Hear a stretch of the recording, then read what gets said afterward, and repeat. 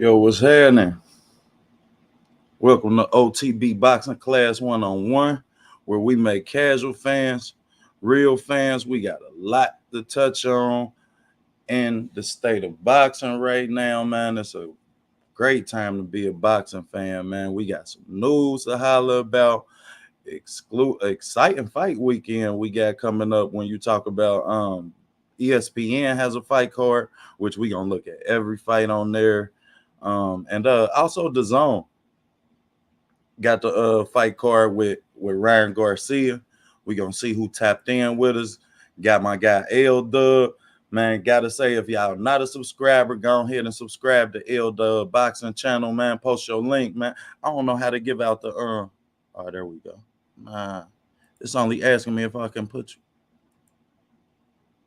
Okay. Okay, yeah, go ahead, drop your link, L Dub, man. Gotta say. But y'all go ahead, get the L Dub, man. L Dub be up on everything. Gotta say that, man. Definitely a brother to the channel, man. Salute, Brody. Got Uncle Crush in the building. Salute, Crush, TWT members. Got Skywalker in the building. Got my guy Just Do, all TWT members. Y'all get to them sites, man. Get to them sites. It skipped up on me. God damn, I see what y'all mean when y'all be saying that. But yeah, man, Skywalker, man, I want y'all to get the Skywalker Boxing channel, man. He got a great interview with Nonito Daenerys. Also got the likes of Terrence Bud Crawford on the fishing channel. They chopping it up. Man, Skywalker got a lot of great content. Told y'all, man, my TWT members, man, we putting on. Just so y'all know, man, I'm telling you, man, that everybody got their own lane, man, and definitely, man, great boxing minds, all great boxing minds. But my co-host will be joining me at some point, man. Ohio Runs Boxing. He checked in with me. So he'll be joining us at some point. Got Casemiro this weekend. Okay, then. That's what's up, man. I definitely gonna be tapped into that, man. I wouldn't mind being a part of that, man. As he got the likes of my city's on. The mayor of Cincinnati's on. Rashi, 3-time Olympian Warren. You understand? And that was a fight that I really felt like could happen at some point as we try and unify them belts. We know Casemiro, I believe he still had that IBO, I believe. I know he had the WBO. But whatever belt he got, Rashi ranked right behind him. So I definitely wouldn't mind being a part of that, man. We could see what his layoff been about, you understand? And I'm going to definitely be tuned in, bro. Gotta say that. Gotta say that.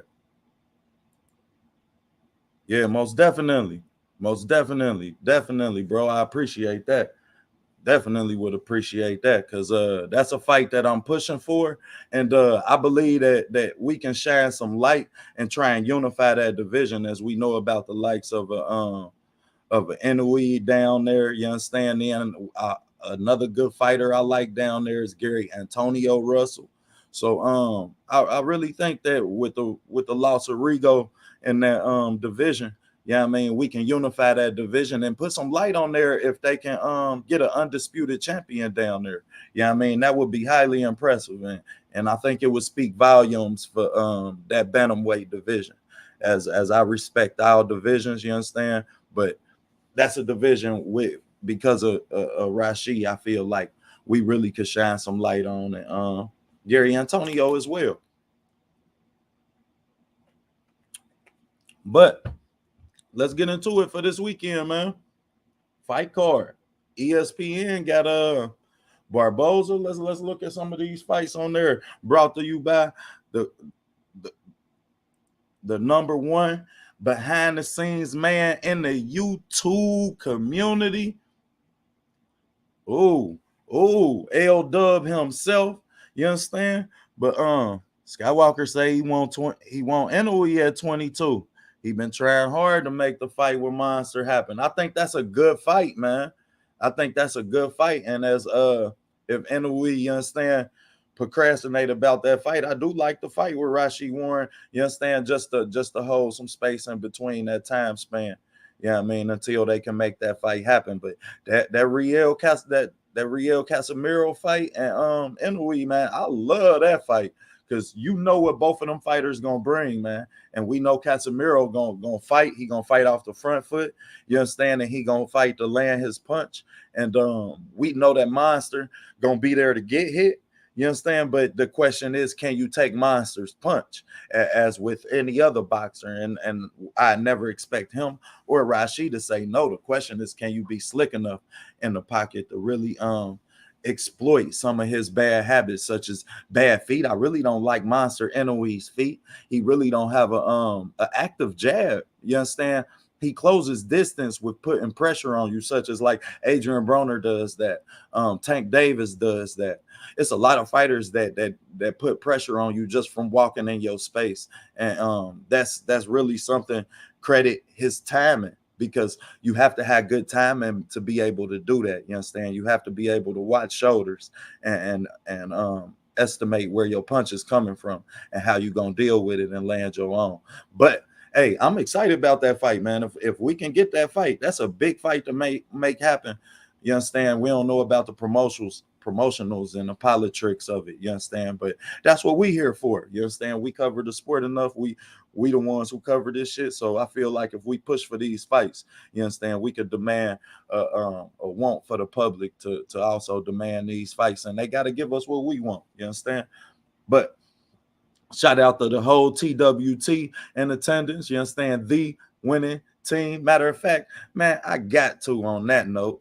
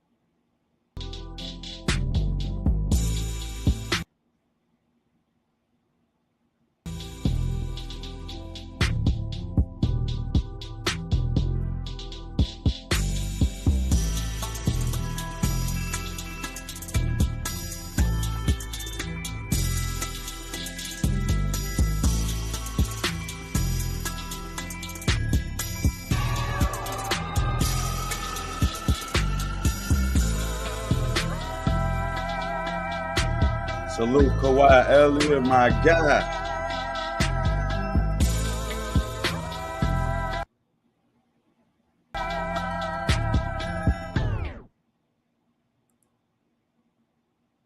Salute PGH, big dog in the building. All y'all basketball fans, make sure y'all make it to A1 Hoop Zone too, man. He putting in that work, getting y'all covered on the summer league.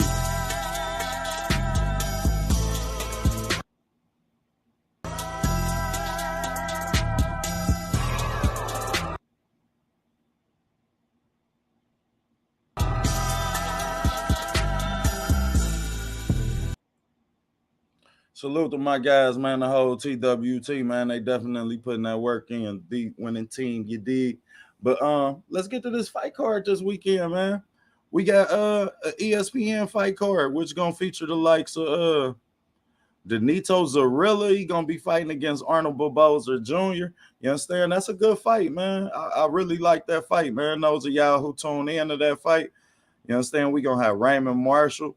You understand? Fighting on the undercard. He gonna be fighting against Jair Valetier. You understand? I don't know if I might have butchered that name, but if y'all can tune in soon enough to get y'all eyes on Richard Torres, man, the Olympian, man. I'm a big fan of this kid, man. He really starting to chisel up, and come to his man strength in his body. You understand? You can see him putting the work in. So I'm a fan of his talent, y'all. I love the way the kid box. He's a fan of boxing as well, a student of boxing, should I say. So y'all get a chance, man. Tune in early to that ESPN card, man. I'm really excited about Richard Torres. You understand? Yo, to say I still don't have the intro. Damn, bro, my bad. You understand? Shit, hit me up on IG. I'll send it to you. You understand? I'll definitely make sure you get it. But as far as that ESPN card go, man, y'all make sure y'all tune in early, man. Get y'all eyes on Richard Torres, man. That's gonna be a big talent in the heavyweight division. I really look forward to seeing Bob Arum build his career and build him up in the right way, man. As we know, he got the likes of a big baby Jared Anderson from Ohio in the building, from the Toledo, Ohio. They teaching great boxing in Toledo, likes of a O'Shea Jones up there as well. Salute to my brother Jose RSA 210. Appreciate you tuning in with us today, man. We about to chop it up, man. We got some things to chop it up about. We just on the ESPN card tonight with Barboza and Zarilla. Zarilla is a boxer though, so you understand that I really like what Zarilla can show us. Big Dog say it's Torres, the heavyweight that got the silver in the Olympics. Yeah, that's him, man. That's him. And I'm a big fan of him, man. He really can fight in the pocket, not just the typical, you understand, heavyweight that just want to land his shot. You understand? He can box. And as he comes into his man strength, as he dedicates himself to the sport of boxing more, I really look forward to seeing what Bob Arum them do and how they form his career. You understand? Watch for his matchmaking though. His matchmaking is gonna tell you exactly what direction they going with him, because you understand, I want to see him in fights that's gonna make him against all bigger guys, because he's a little smaller in stature for that division. You understand? He a little shorter, but the kid can fight and the kid can box. So you understand, the matchmaking is going to tell us everything about the direction that they plan to go with his career. But I'm a big fan of him, man, and I really would appreciate it if y'all tuned into that card early enough, you understand, to catch them prelims and check out Richard Torres, man. Gotta say that. But as far as the main event go, man, I like Zarilla in that fight. I think that Zarilla gonna pull the upset on Barboza. However, yeah, I mean, at that 140 division, we know how stacked that division is. And whichever one of them fighters win that fight, I really do think that you will see them, you understand, get the winner, Jose Ramirez Zepeda. As we know, they not giving it to Regis due to his promotional situation, you understand, which I can understand. You understand? It's politics at every level of life. We deal with politics. But we got the fight film up on Ryan Garcia and Javier Fortuna. Man, all of y'all that ain't checked out that film, y'all go check out that film, man. That's going to be a good fight, man. And I really think that Ryan going to surprise a lot of people. The surprise to me and the question to y'all is, now that the fight is at 140, do you assess Ryan Garcia any differently? You understand? Is there any level of success? And the next question to that would be, can he make it back down to 135? You've been out of boxing for almost, 2 years. This your second fight back. You understand? And with the big layoff, I'm disappointed that you couldn't get down to 135. You didn't get down in your first fight.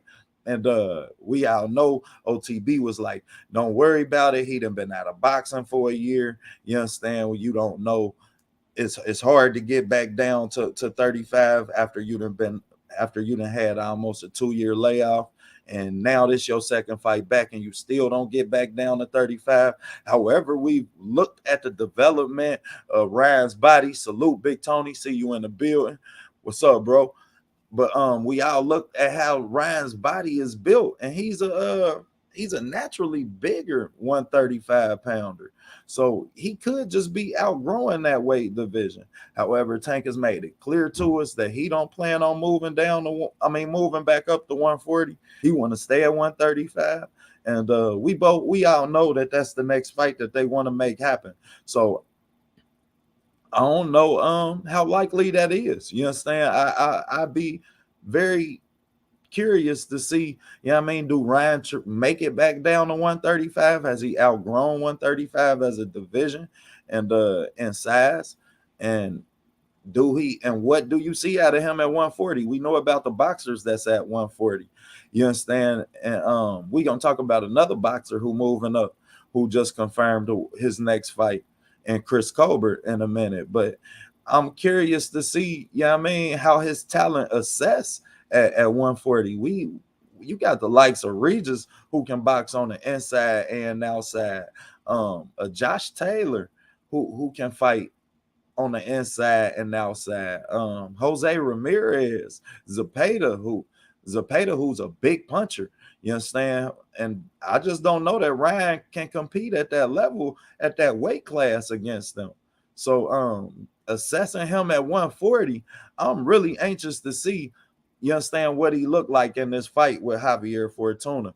Because I wasn't impressed by the press conference at all. Y'all trading hats and shit. You understand? Y'all doing a lot of shit that kind of tell me that Javier Fortuna might not really go in there and be the Javier Fortuna that we seen fight Robert Easter Jr., that we seen take out them blows from the likes of a JoJo Diaz. So I'm curious to see, you understand, which Javier Fortuna gonna show up. I don't believe he'll go in there and win that fight from the likes of the press conference. But I don't know, man. We'll see. I'm definitely looking forward to it, man. I think that Ryan Garcia win that fight and look good in that fight because of the style. And if y'all go and look at the fight film breakdown that I got for that fight, the styles, and Javier Fortuna just gonna be there to get hit. And Ryan Garcia gonna take advantage of that, just as everyone else who fight Javier Fortuna did, as far as I'm concerned. So I'm looking forward to see what Javier Fortuna show up.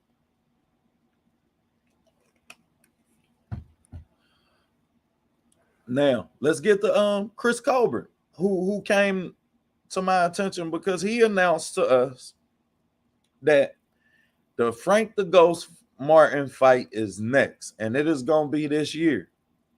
Now, you could take that with a grain of salt, or you could take it with a barrel of salt. But I think that that's a fight that's likely to happen.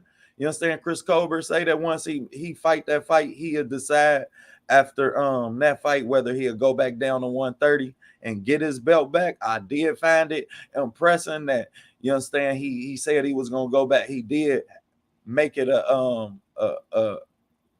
he made it a point to let us know that he did plan on going back down there and avenging that loss. So I definitely can appreciate that. We got to do better about supporting fighters after they lose. That's the only way we gonna get the fights that we want, y'all. So you understand, not just for that reason, but the things that he was going through, he thought that would be a title match. He go in there and fight a fighter that's a lot bigger than him. You understand? Not that we didn't just see Frank Martin do the same thing on short notice fight, and he looked a lot better. You understand? So I can't really give you no kudos or nothing for that, because I just seen Frank Martin do the same thing. I seen Gervonta Davis fight a Isaac Cruz on short notice and still managed to win that fight despite breaking his hand.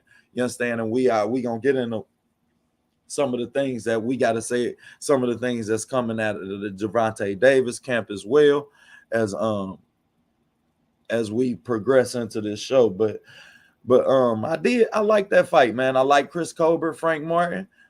As I break it down, I'll let you know which fighter I really lean towards, but I will say this: due to Chris Colbert's style and him going into that fight and trying to fight in a pocket and really challenging himself as a fighter, because he challenged himself to fight a totally different fight than what we see Chris Colbert fight. He went in there against Hector Garcia, I believe, and he tried to sit in the pocket with Garcia. He tried to really outbox Garcia in the pocket versus him just going in there and fighting from the outside, using his lateral quickness, using his legs, you understand, using his hand speed. And we just seen Frank Martin have problems with with Jackson Marina is mainly due to Jackson being bigger. But what I noted from that fight was Frank Martin had problems staying on the line.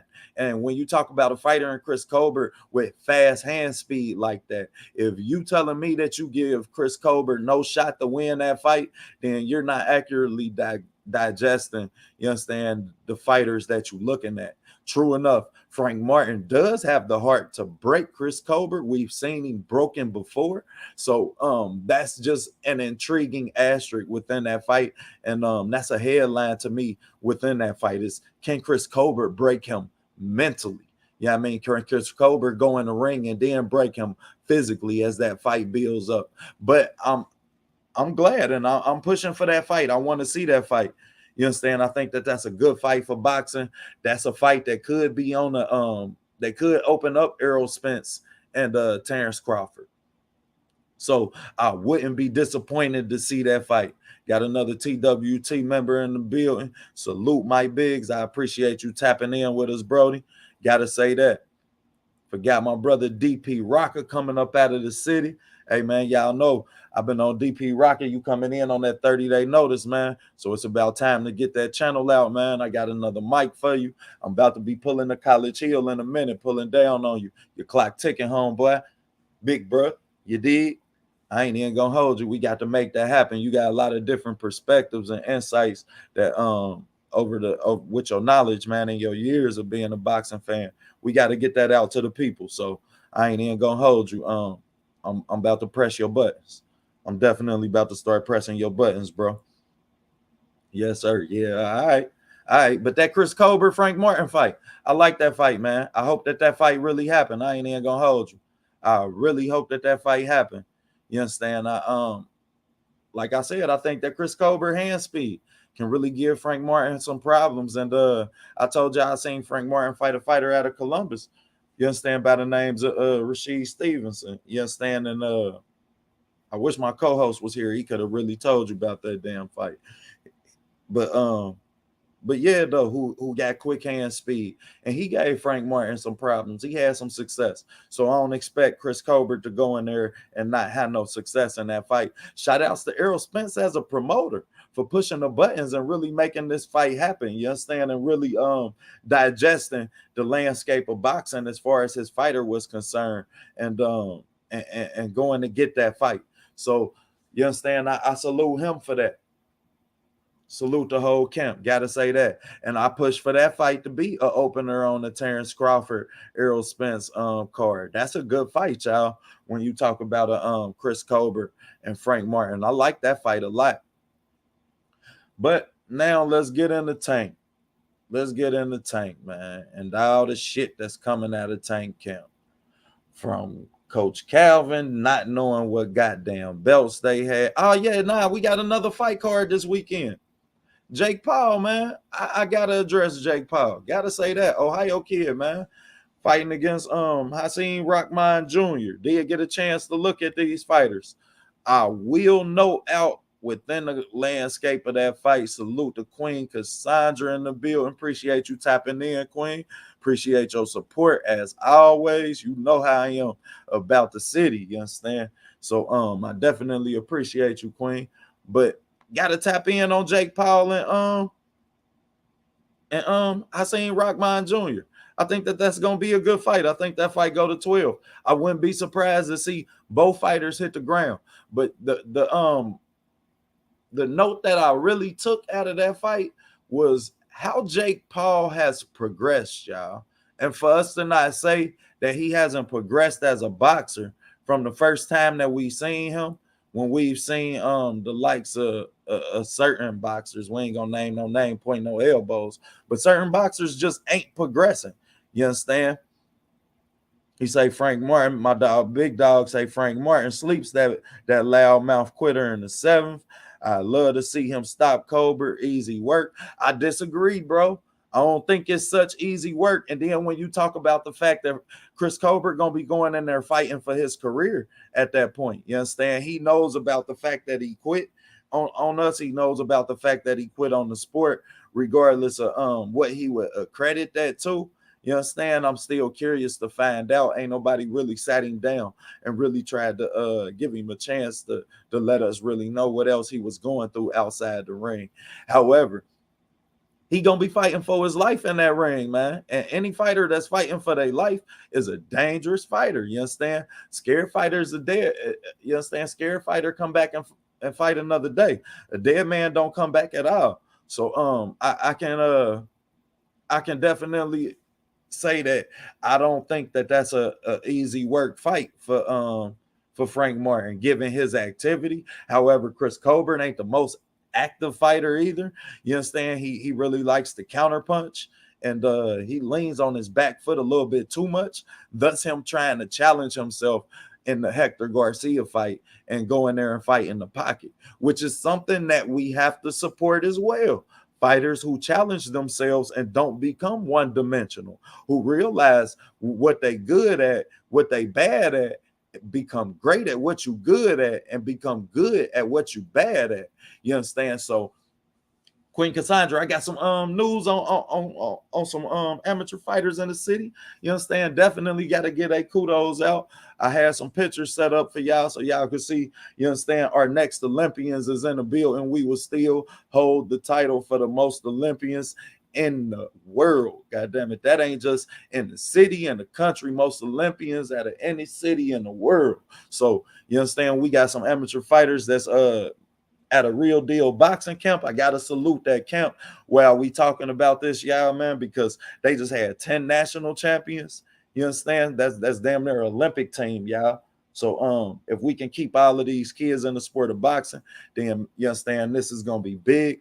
But give me a minute. Let me goddamn it make sure I pronounce the names right, because I gotta give them their kudos at 175 and 125 pounds.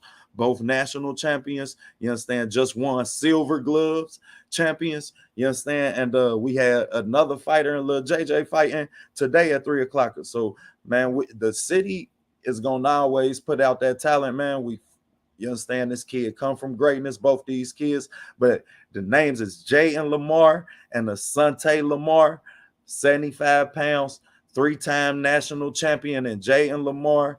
You understand? 15 plus national champion, and Asante Lamar, both national champions currently. Man, got to give these kids they props. We got to keep them in the sport of boxing, man. And we got to, you understand, definitely appreciate greatness. So at this time, OTB boxing class going to get his kudos to them two before we get into Gervonta Tank Davis, because we all know that us Cincinnati fighters, we don't duck no smoke. You feel me? And we appreciate greatness. You understand? Also got to reach out to the Aaron Pryor family, and as they pushing for his documentary right now, reached out to me, and I'm definitely pleased to announce that, man, that's gonna be coming to the public, man. So look forward to it as they allow OTB boxing class to be a part of it, and we enlighten y'all on some of the things that Aaron Pryor was great at, some of the greatness that come out of Cincinnati.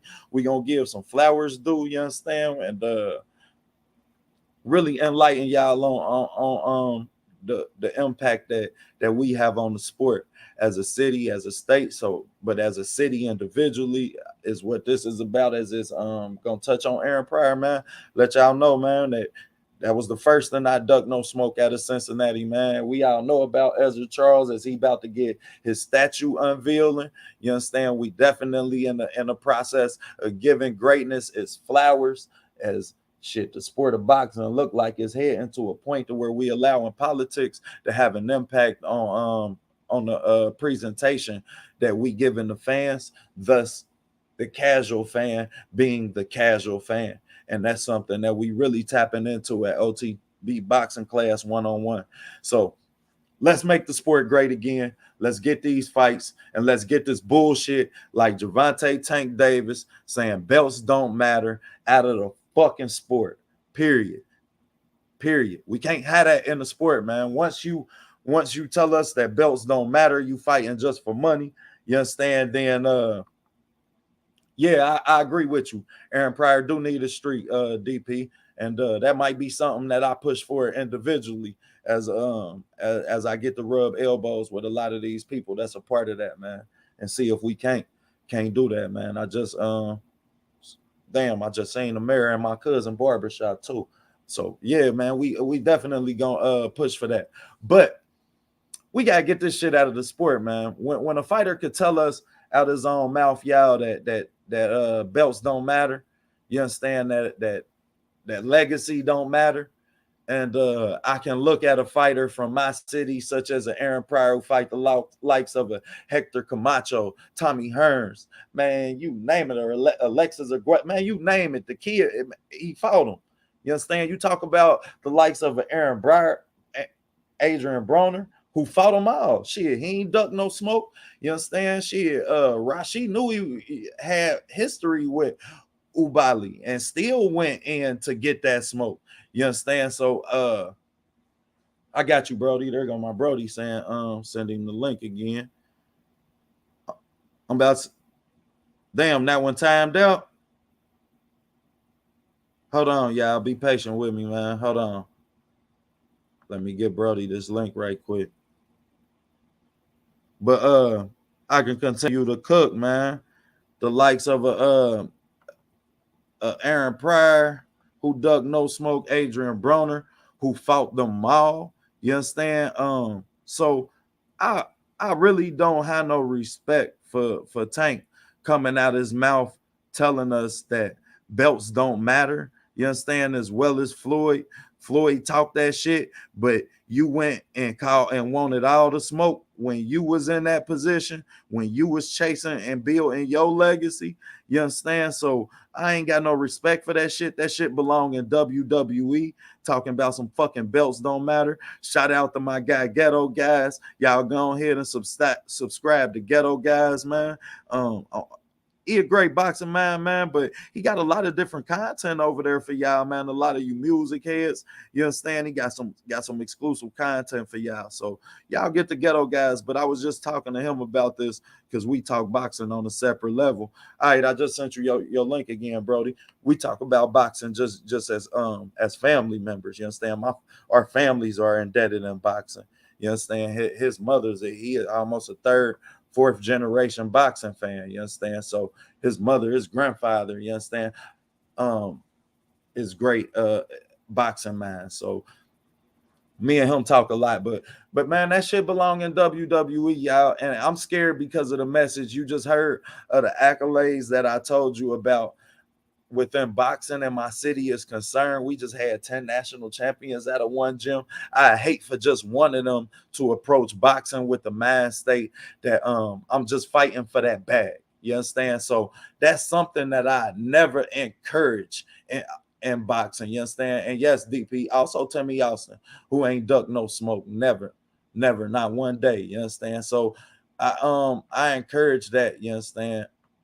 I hate for that to have an impact on the future generations as far as the sport's concerned, man. Once you start just fighting for the bag, then you send the sport a bad message. You disrespect the sport.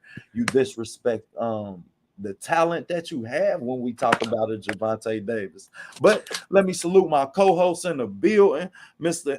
Ohio Runs Boxing himself, big bro. How you feeling today?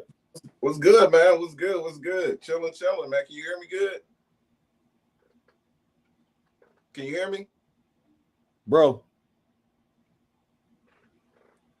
Can you hear me good?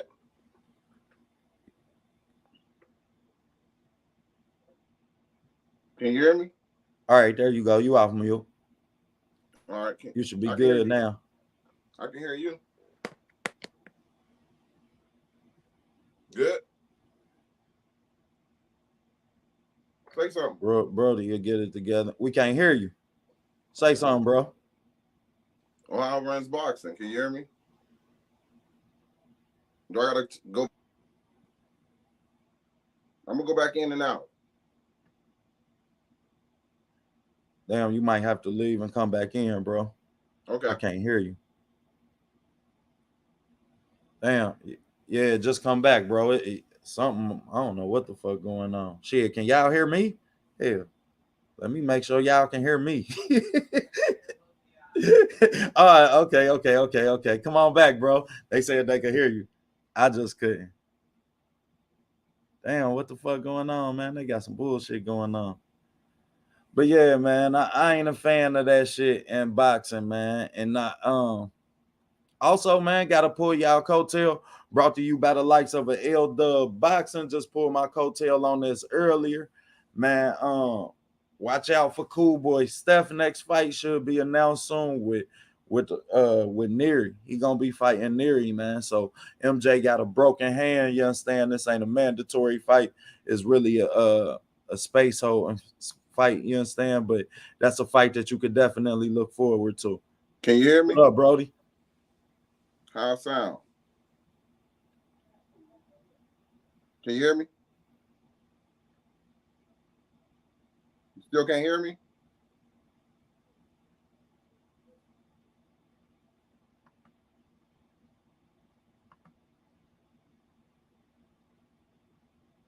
I don't know what the hell going on.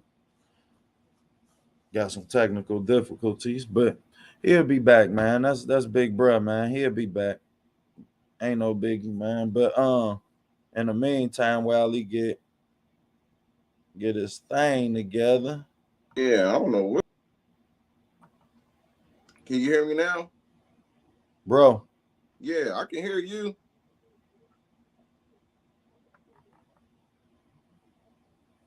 Yeah. Can you hear me? Yeah, that's big bro. He get his shit together. But y'all know, man, I'm not a fan of that shit with Tank, man. You can't hear me? I'm gonna try my laptop.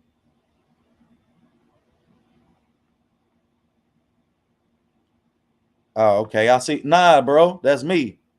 Come back.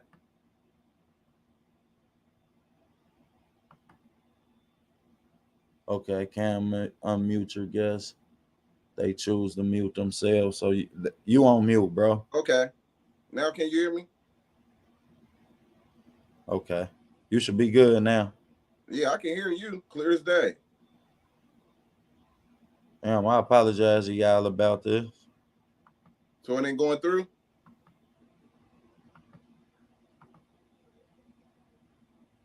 Let me get on my laptop.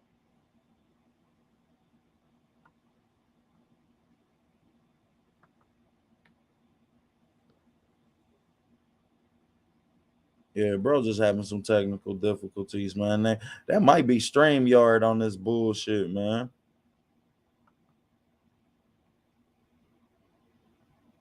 Yeah, they said they could hear you, bro. Thank you, sugar. Yes, she said she can hear both of us. I'm gonna just get on my laptop then. See, they saying they can hear you. I just can't. That's crazy. Can you hear me? Yeah, I can hear you good. Oh, okay. You on deck then. Let me get my you laptop. on deck then. How you feeling today, bro? I'm doing good. Good. Can you hear me? Hold on, let me leave.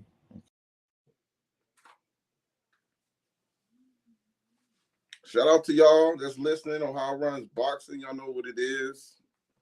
We're gonna have to chop it up. We definitely gonna talk about this belt situation. Very good topic, to be honest. It's a very, very good topic to talk about. I was on the platform the other night, almost 2 hours talking about this. It was a real, real good topic, and I think some people misunderstood what Tank was trying to say. It was no disrespect, but it's gonna be a good topic to get into, man. Because I definitely want to talk about that. It's gonna be a good one to talk about. But let's go. How runs boxing. That's crazy that I can't hear Mark. He can hear me. That's weird. Sometimes you got to go in and come out when you doing these streams. Sometimes so that's just how it had the glitches in it. So you have to go out and come back in. So that's probably what's going on. I can hear him good. Yeah, I still hear you. I can hear you. You ain't even talking yet, and I hear you. Oh, yeah, now he's out. Okay. I'm going to get my laptop. Because I can't hear you. So I'm going to see if I can do it through my laptop and see what's going on.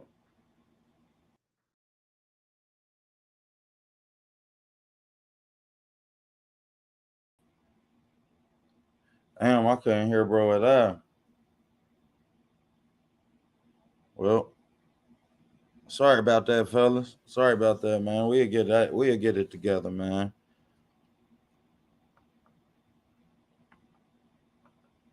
But yeah, man.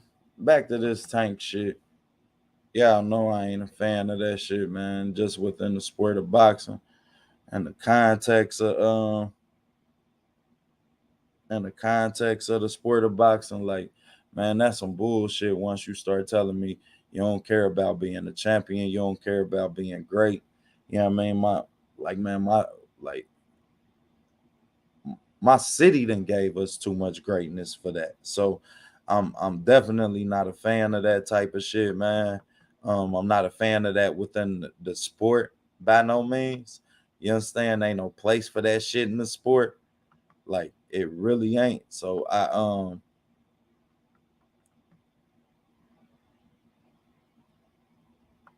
don't know. It's gonna be tough, man.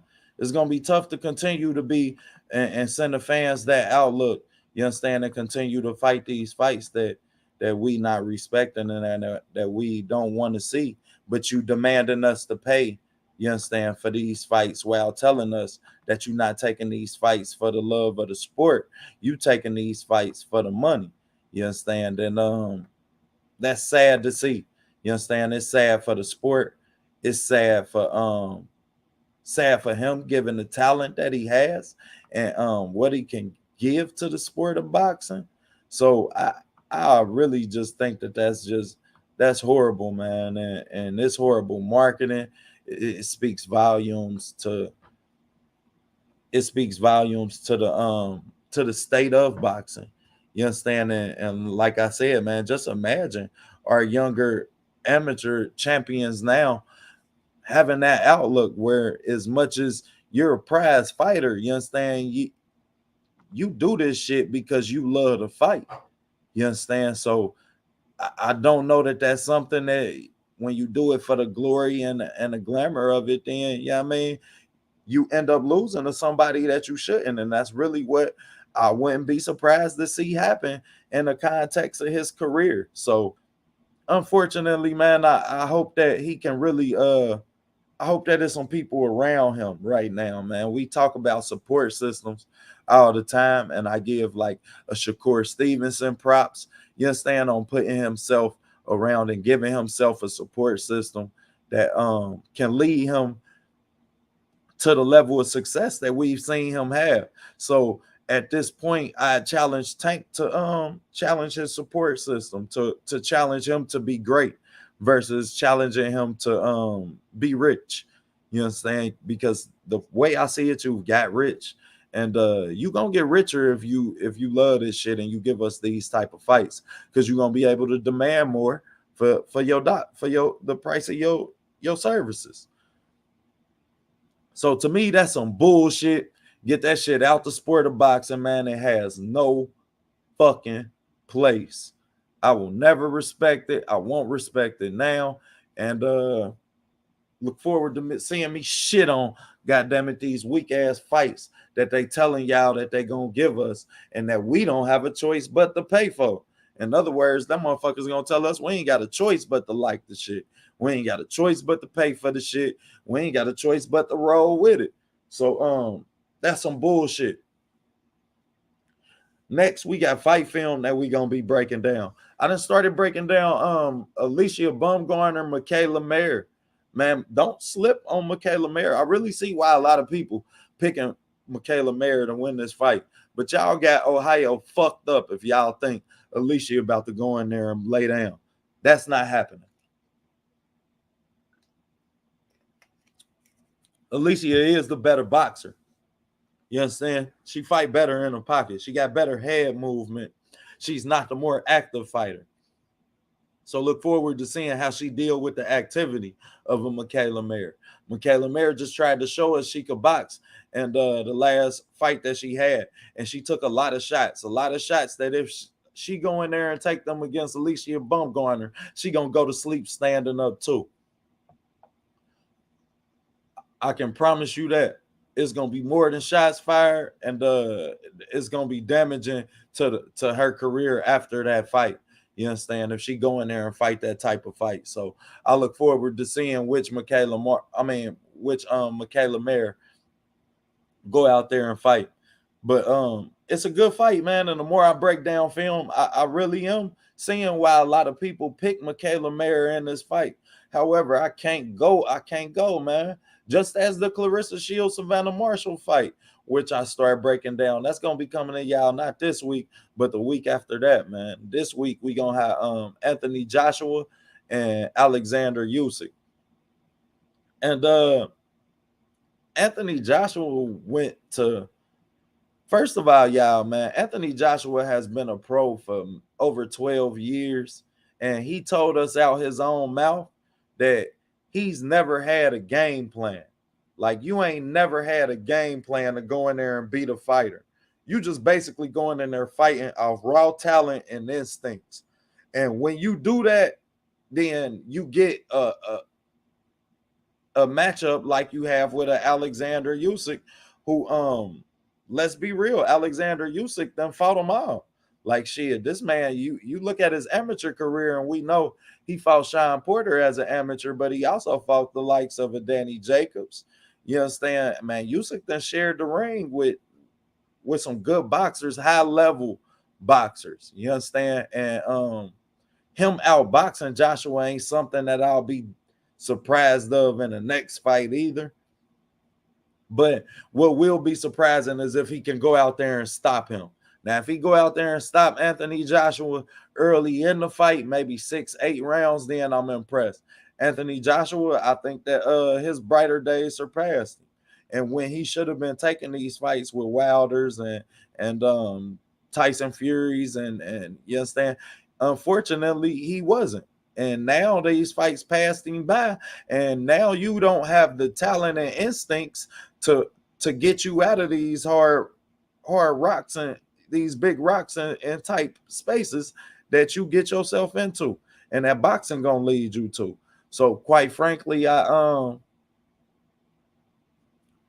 don't know, man. I can't really say that it's nothing that Anthony Joshua can do with him going to get Robert Garcia. He basically told us he just want to up his activity rate, and he feel like that'll get him through within the context of this fight. But I don't know that you can outbox Usyk to even have the higher activity rate, or to even have a high activity rate.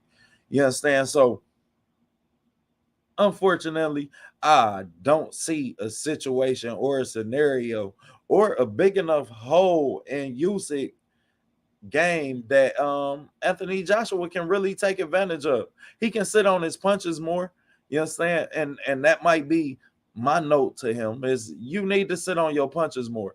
You need to make sure that Usyk respects your power early in this fight. Otherwise, you won't have a chance. And Usyk gonna go out there and outbox you and stop your ass again. So I won't be all that impressed, and I'm not all that impressed with the film study that I then started doing as far as Usyk Joshua was concerned. Damn, my bad, bro. I ain't even see you. Let's hope you can hear me now. Can you hear me? Okay, that's me. This is crazy that he can't hear me. I don't know what's going on with that, with the StreamYard. Now I'm doing it from my laptop now. So I don't know what the heck it is. The volume is straight. I don't know what the heck going on. I even didn't post the video, my videos, because I thought that was the problem. So that's crazy. I don't know what the heck going on. Can y'all hear me in the chat? Let's see if the chat can hear me. So It could be something. I don't know what it is. Nah, that was me, bro. There we go. My bad. We on that. Okay, I can hear myself Okay. through Nah, Facebook. that was me, bro. There we go. My So, bad. so you can hear me? We on that. Yeah, I can hear you. Cut your YouTube off so we on echo. Gotcha. All right, I was just making sure. So we on there. All right, we on. How you feeling, bro? Sorry about that to the people, man. My bad, man.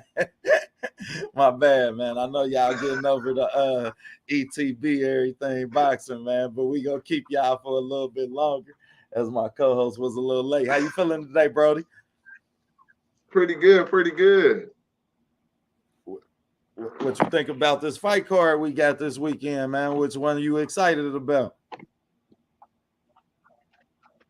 First of all, I don't know who all fighting. I know Ryan fighting this week, but who else is fighting? We got Barboza and You hear me? You hear me? Yeah, I hear you. Can you hear me? Okay, it's a little. We Yeah, I can hear you. It's like a little yeah, echo. we got like Barboza. We got Barboza and Fertila, I believe, fighting tonight on the ESPN card. Hold on, I can go down this whole card for y'all. Thanks to my guy. L-Dub just sent me that card too. Y'all get the L-Dub boxing, man. L-Dub be on top of everything. But it's Zarilla and Barboza and Arnold Barboza Jr. fighting at 140. Then you got Raymond Moratala fighting 8 rounds against Jair Valtierra. Was popping Ricky Williams, the Brody. See you tapping in. I appreciate you tapping in with us. Jair Valtierra. Then you got Richard Torres Jr. fighting on that card as well.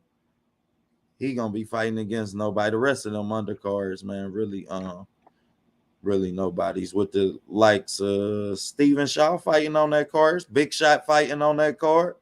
He gonna be fighting against Bernardo Marquez. If y'all got a chance to tune in early, man, you get to see Steven Big Shot Shaw, and you get to see Richard Torres, 2 future heavyweights that I'm really stoked about, man. I like Big Shot Shaw. There's a couple of them. I didn't know that on that card. I'm about to watch it. I'm definitely about to watch it. The Ryan and Fortuna, everybody is talking about that one. That's obviously the big one. I think Ryan definitely favored in that fight. He's favored in that fight. I don't think it's gonna be a pushover as easy as people are gonna make, trying to make it, man. I think he gonna push Ryan a little bit, man. I think Fortuna is gonna push him a little bit. That's something we want to see anyway. You know what I mean? Facts. But no, man. I heard you cooking on. First of all, you was cooking on Cincinnati. 11 Olympians in the city. The most 13 ever, 13 man. I heard you cooking. 13. I thought. Hold on. 13. I thought it was only 11. You sure? Yeah, I think we at 13, man. I thought it was 11. I think Duke made it 11. Oh, Duke made it 11. Okay. You right. Duke made it 11, but y'all still got the I'm most. It doesn't matter. Now. Yeah, y'all still got the most. But Cincinnati as a whole, I actually tell people all the time, y'all like the foundation when it comes to Ohio boxing. Period. Like y'all probably right there. It's almost neck to neck with Cleveland, but just on the amateur background pedigree going into the pros, y'all will probably be number one just because of everything y'all have established over the years, man. So that's not even a no-brainer. Like even when I'm gonna do a 100 top fighters from Ohio. I mean, you already can put. I got to be a part of that, bro. I got to be a part of that. I got to be a part of that. So it's already going. Pryor is going to be in the top 5, top 10, easy. Edric Charles, those are just 2. You know what I mean? Right there off the top, man. And you still gonna have Bronner and Rashid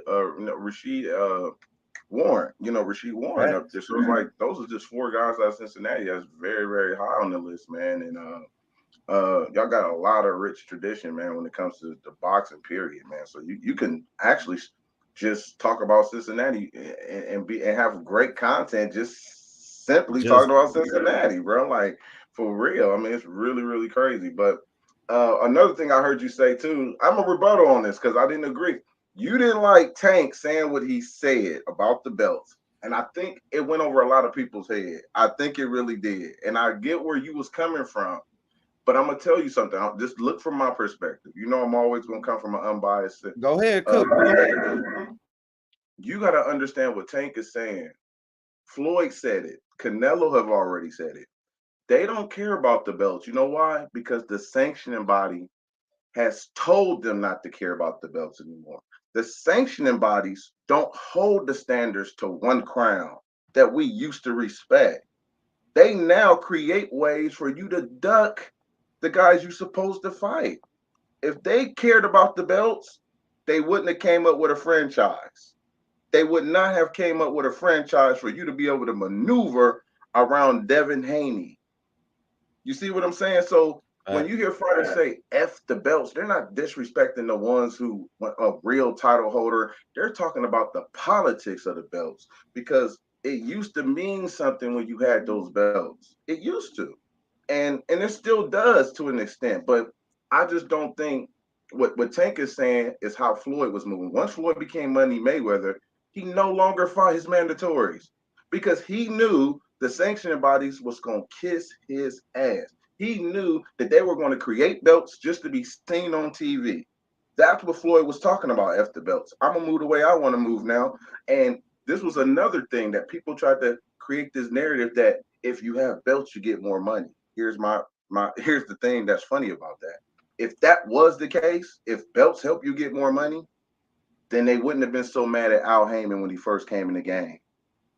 How is it if the belts help you get more money? How is it that you're mad at Al Heyman and these fighters because they're getting paid the same amount belt holders was getting? So it's no longer about the belts. That helps. The belts is collateral in certain situations, but they're not the end all be all. There should never be a situation where Josh Taylor is undisputed at 140 when he won all four of those belts, but still no one cared. Teach. No one cared. They still wanted to see Tank. Tank didn't have none of the belts up there. And the interim belt was being promoted as a real champion, which confused the casuals. And I tell people this all the time. It's about confusion. If you can sell confusion, keep doing it. Why buy the real Jordans if you can get away with wearing the fake ones? And that's how I look at Tank as the not calling him a fake champion by no means. I'm talking about him because he won real belts. Him being an interim in a division where the real champion is across the street. But if Floyd can tell you he's a 3 division champion, most of the casuals is going to bite. Facts. When he's a one-time champion. Facts. They're going to bite. So guess what? The interim title has created the confusion that you can just promote him with the fake Jordans. If he can still pull women with the fake Jordans, I don't have to go to the store and buy the real ones. I don't have to fight the real champion. But you can't get mad at Floyd for moving him like that because Floyd moved like that. Look at Canelo. Canelo told the WBC, F y'all, when they was doing their job. Let's just be honest. The sanctioning bodies were actually doing their job. You have to fight Triple G. It's your mandatory. He was mad that they forced him, so he threw that belt in the trash. And that's when the WBC said, oh, we don't ever want to go through this with superstars. You know why? Because Canelo was making more money without y'all, and y'all knew it. It was not about the belts to give you more money. He was making way more than without the belt. So what they do, created a narrative where they made this franchise so they can stay in business. Guys, I'm telling y'all the truth. This is what it was. So when people talking about these belts to get you more money, and Al exposed that. Al came in the game and exposed that. No, it gives you leverage, negotiation, fighting at home, different things like that. But it's not about just because you got more belts, you're going to get more. You know what I mean? You just gonna be. It's no, not true. But my point is, the belts are important to an extent. The sanctioning bodies has watered it down, and that's what Tank. That's what Bernard Hopkins is talking about. That's what Mike Tyson is talking about. When you young, you get that championship. It means something to you. But how can you explain to a boo boo, a Devin, that you can be duck with a belt? Explain that to them. If the belts mean everything, then why are they being dubbed? Because big fights can be made without them. You can Preach. have a title. You can even have two belts and people will still ignore you. Look at Ndongo. He had two belts and people still called him trash. He had belts. Ndongo won both of them. And they still was like, oh, who is Ndongo?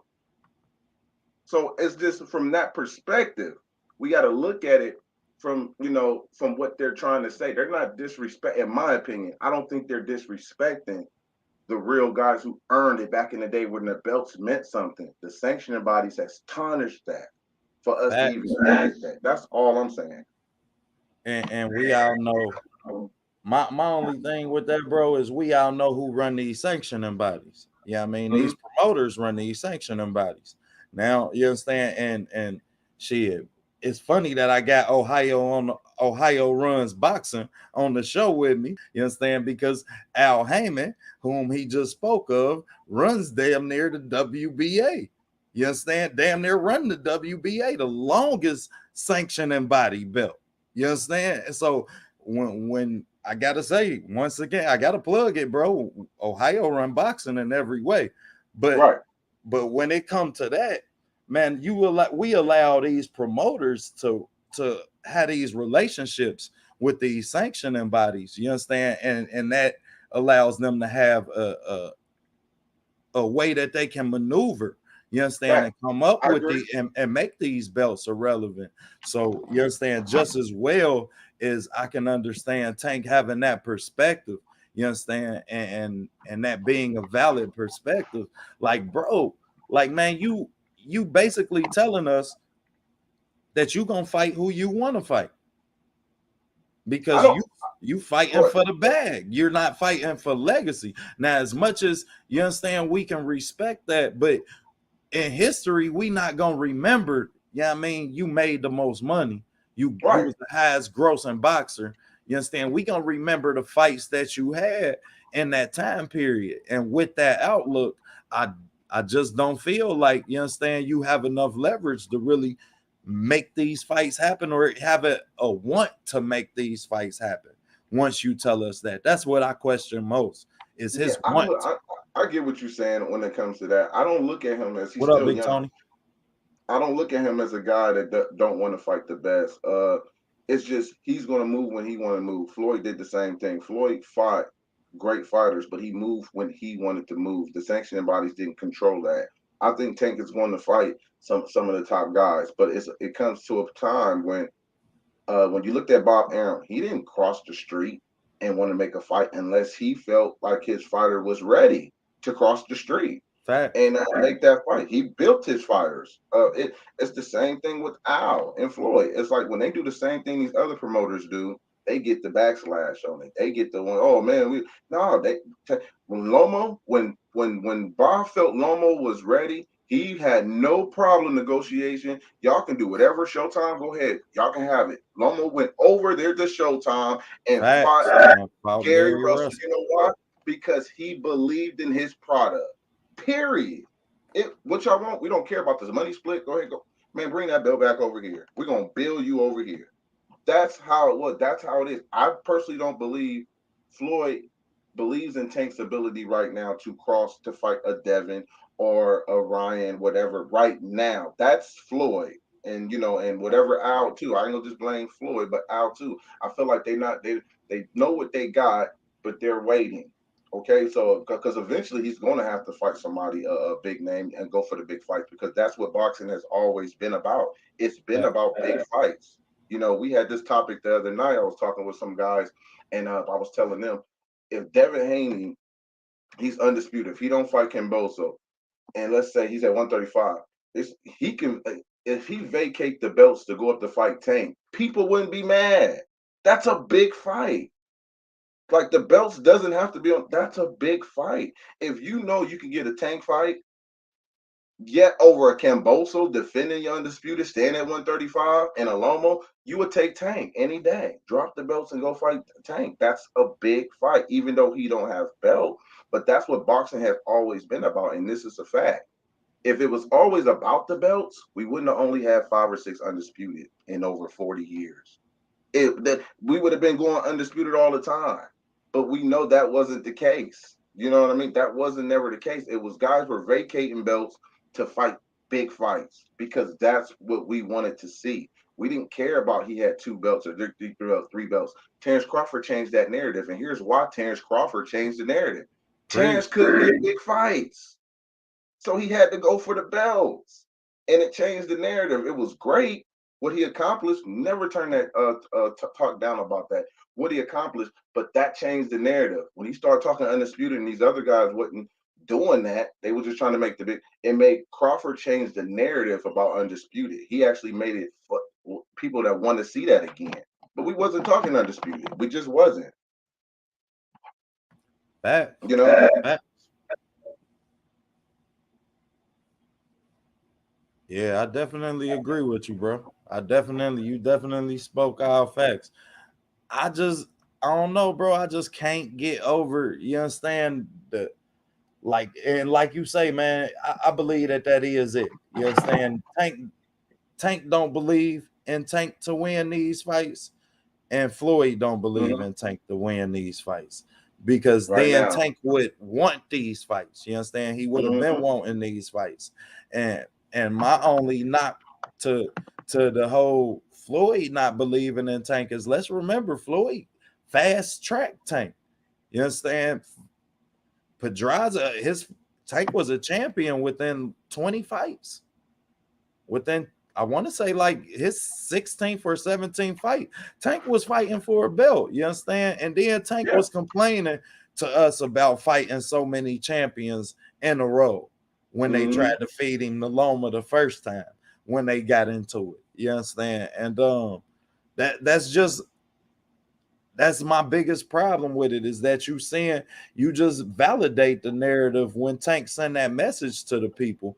You understand that I'm not fighting these fights, man. I'm gonna fight whatever fight is gonna make me the most money first. You understand? And I know that I can win. And to me, that just, you understand, just how it come out, given the context of your career, it really just looked bad for the sport, man. Yeah, I get it from that standpoint. I just look at it differently from. Yeah, of course. From From this, I get, because I definitely agree with you from that standpoint, because we want them to fight the best. But and I said this before, Mike Tyson was fighting on pay-per-view. He was knocking out nobodies. He was the product. He was fighting nobodies on pay-per-view, and some people forget that. When I look at Tank, he's a version of Mike Tyson. He's getting knockouts. They're brutal, and he's crossed over to the hip hop community the same way Tyson did.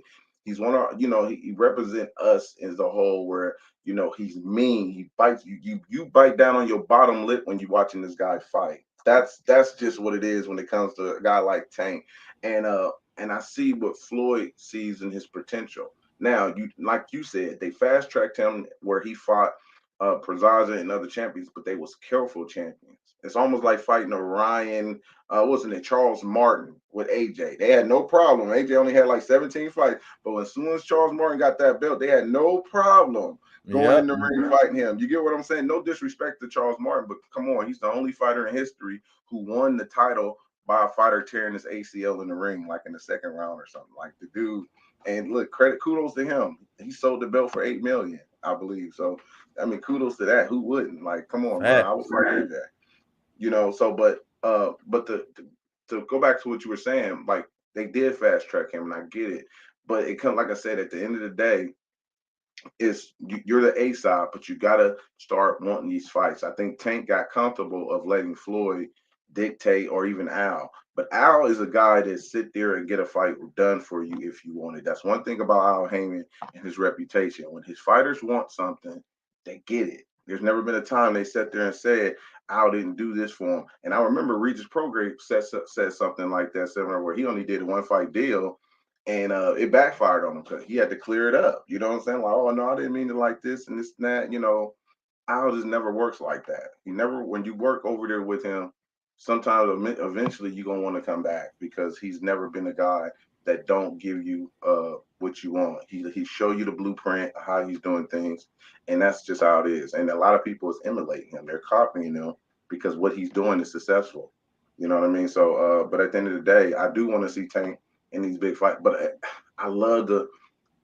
I don't want him to get into a fight where he gets upset when he should have been fighting a Devin or a Shakur, or or those that we want to see these guys beat each other because that's a good loss. That's not And, really a loss in my opinion. and that's what I was saying, bro. Like you know as well as I do.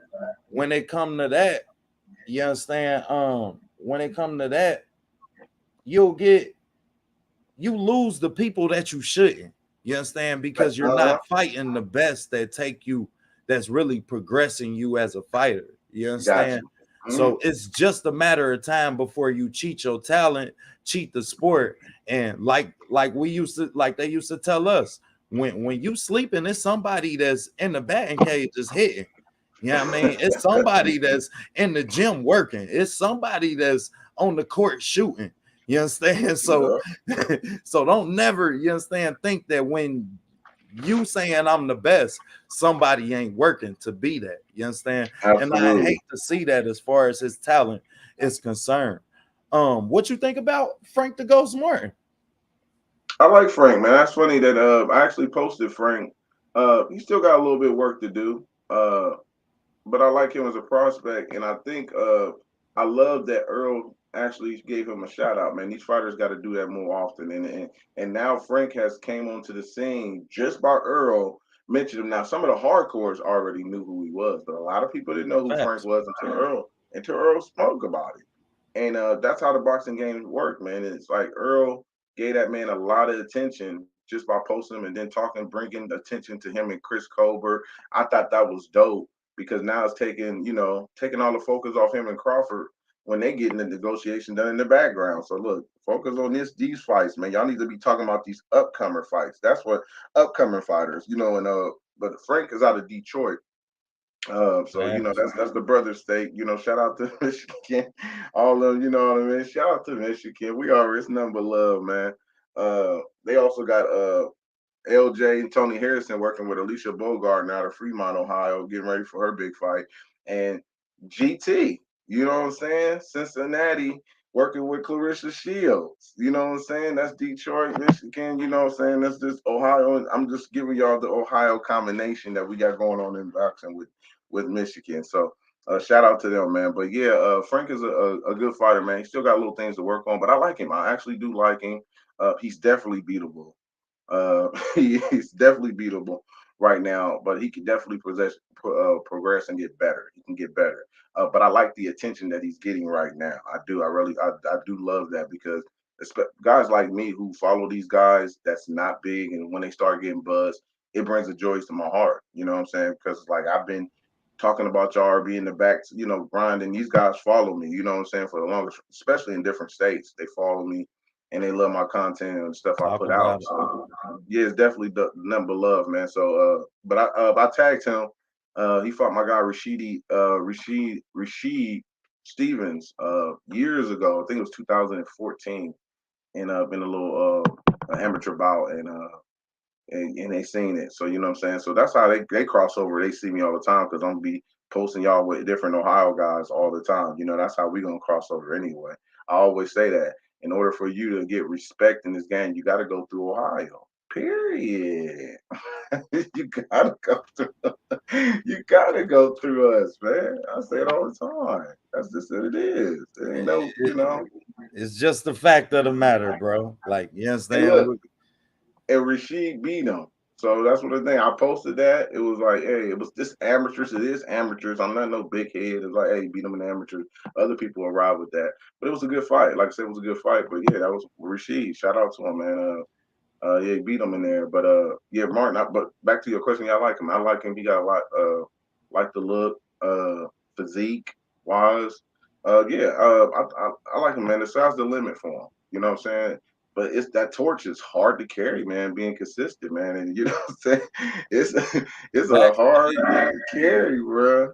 Woo-wee. And Yeah, I yeah. like your breakdown when you was talking about Rolly and him. I think you was talking about Rolly and him because I caught it the last minute when you was talking about Rolly and him. Will Rolly will still be able to have some success against him. You Yeah, know what I mean? most definitely. Mm-hmm. Because people will look at it as the casuals will look at it. Well, if Earl promoting them, Earl gonna dominate him. Like, no, man. That's why we got film study. That's why, y'all. That's why I tell you, people like you, man. You got a ram, a sector in here where you can break this stuff down and get them. I say, take them out of their emotions. Just look at the fights, man. Just look at the breakdowns. Get out of your emotions. We know you riding with somebody, but you better be able to talk about your fighter's downfalls or what he can't do and what he can do. Because I get so sick and tired of hearing people with talking about he can do this, he can do that. Okay, what your fighter is flaws in? All right, then you ain't even paying attention to him. You talking all the good stuff while the coaches across is looking at what he can't do. You got to be able to know that too.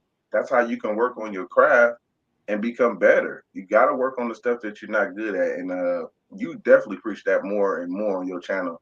And salute to you on that because you definitely talk about the progression of fighters, man. And a lot of people really don't talk about that as much, fight by fight, seeing what they can do. We need to fall in love with fighters who become all around guys. You know what I'm saying? So, learn how to adapt. Floyd was the master of that. And I didn't like Floyd, but the boy knew how to adapt, bro, as soon as you catch him. So, shout out, man. But shout out to what you're doing on here, too. Hey, I appreciate that, big bro. That's clutch, man. And man, we love greatness. So you understand, we always preach the progression of fighters as well as I definitely gotta give the respect where it's due as far as Errol Spence and that camp is concerned when it come to Frank the Ghost Martin and them progressing him. You understand, and them as well as where it can go, because I look forward to seeing how they deal with some of the holes that he have. As we know how Derek James deal with, you understand, most of his fighters and holes that they have, just he just increases their activity rate. And I feel like, you understand, I look forward to seeing if that's something, because Jermell Charlo and Errol Spence both, you can see, you understand, the progressions in the beginning of Errol Spence, you understand, and him getting caught, the Van Heerden fight early in his career, you understand, some of the Bundu fight, you understand, but then you can notice where Derek and him was like, hey, this is what we gonna do to deal with that, to keep you from getting caught, bro. We got to throw 80, 90 punches around, period. Mm-hmm. And that's impressive, man. And as far as, and not only that, but them taking such hard fights early in his career. They took a Van Heerden who wasn't exactly Van Heerden now on his way out. Van Heerden would give you a good fight back in the day, and he's a Mm-hmm. good boxing man. He got some, you understand, he's crafty, I'll Yeah. say that. You understand? So they definitely progressed his career in that manner. And when you don't see that, it just scared me as a fan of sports, man. Rest in peace, Patrick Day.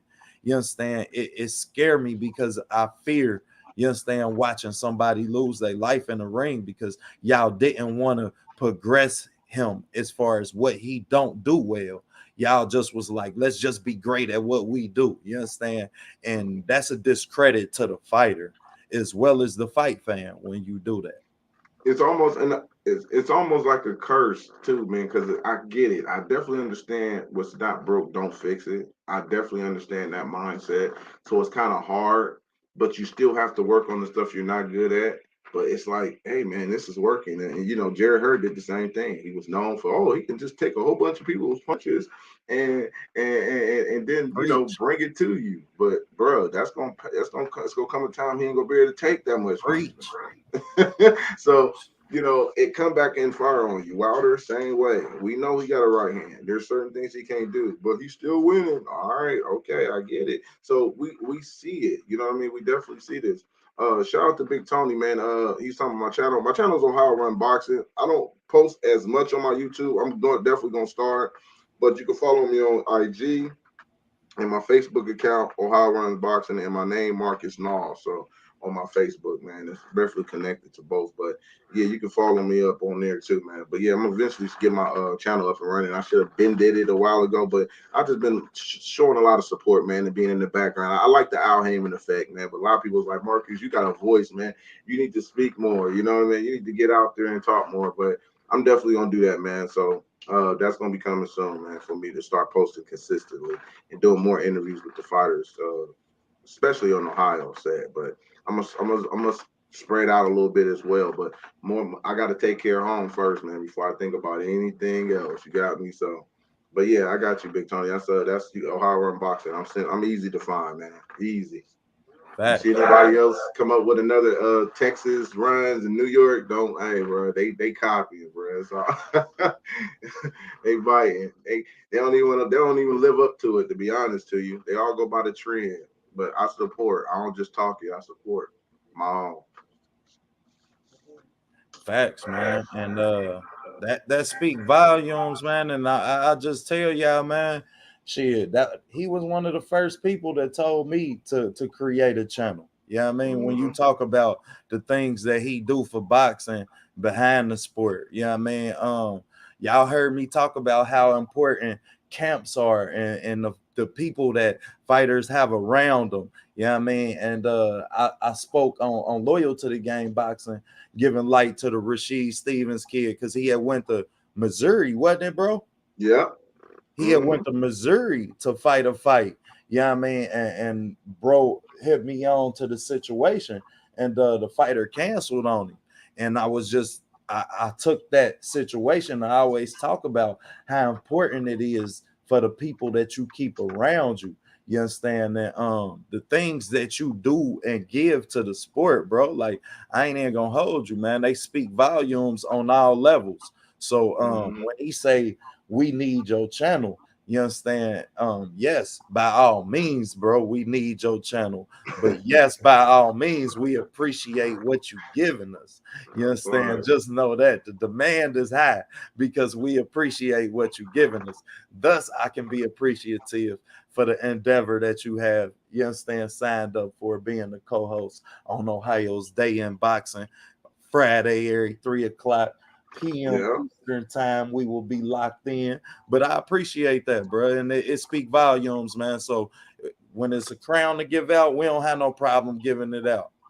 And you know what, man, and that's how it's supposed to be, man. I speak, especially as men.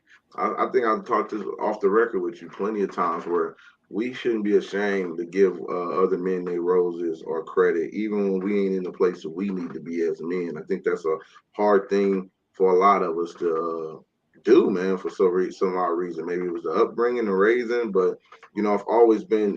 That's why my platform was so unique because when I created something, it wasn't about Marcus. It was about us. And people can never ever tie it in and say, oh, Marcus clout chasing or doing this. Nope. I talked about the lower tier guys, the amateurs that no one talk about to the top guys. And I said, and I love it. I didn't to get into this for follows and subscribers, and I really love this, and that's what it was. And people weren't used to that, man. You have fighters who never met me and was just like, man, this dude talking about me all the time and posting me, man. He ain't asked for nothing. Show didn't ask for. I think the only thing I asked for you is just to support y'all on the same way. That's it, bro. Just support. It goes a long way when you support somebody without your hand out, because that's when they start really showing you love. That's when they start giving you certain things when you don't expect it. That's one of the best gifts ever, man. When you get doors open, it ain't always money. It's opportunities to broadcast, opportunities to to have exclusives in the rooms with fighters, man. So you get a lot of opportunities when you do things genuinely, something that you love, man. So I'm a definitely living example of that.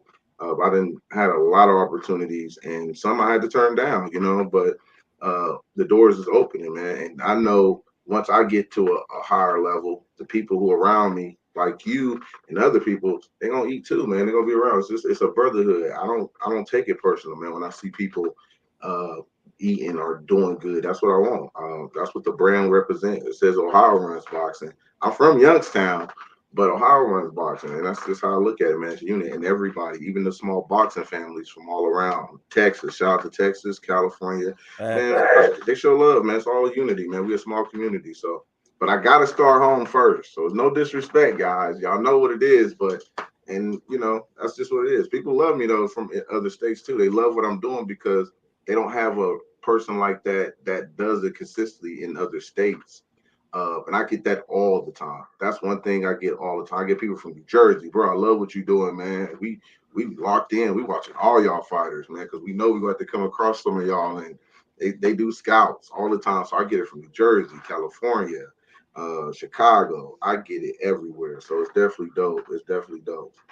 And that's amazing, man, when you can give that to the sport and appreciate it. You understand? And I just want to enlighten y'all a little bit because I mean, y'all know I'm from Cincinnati.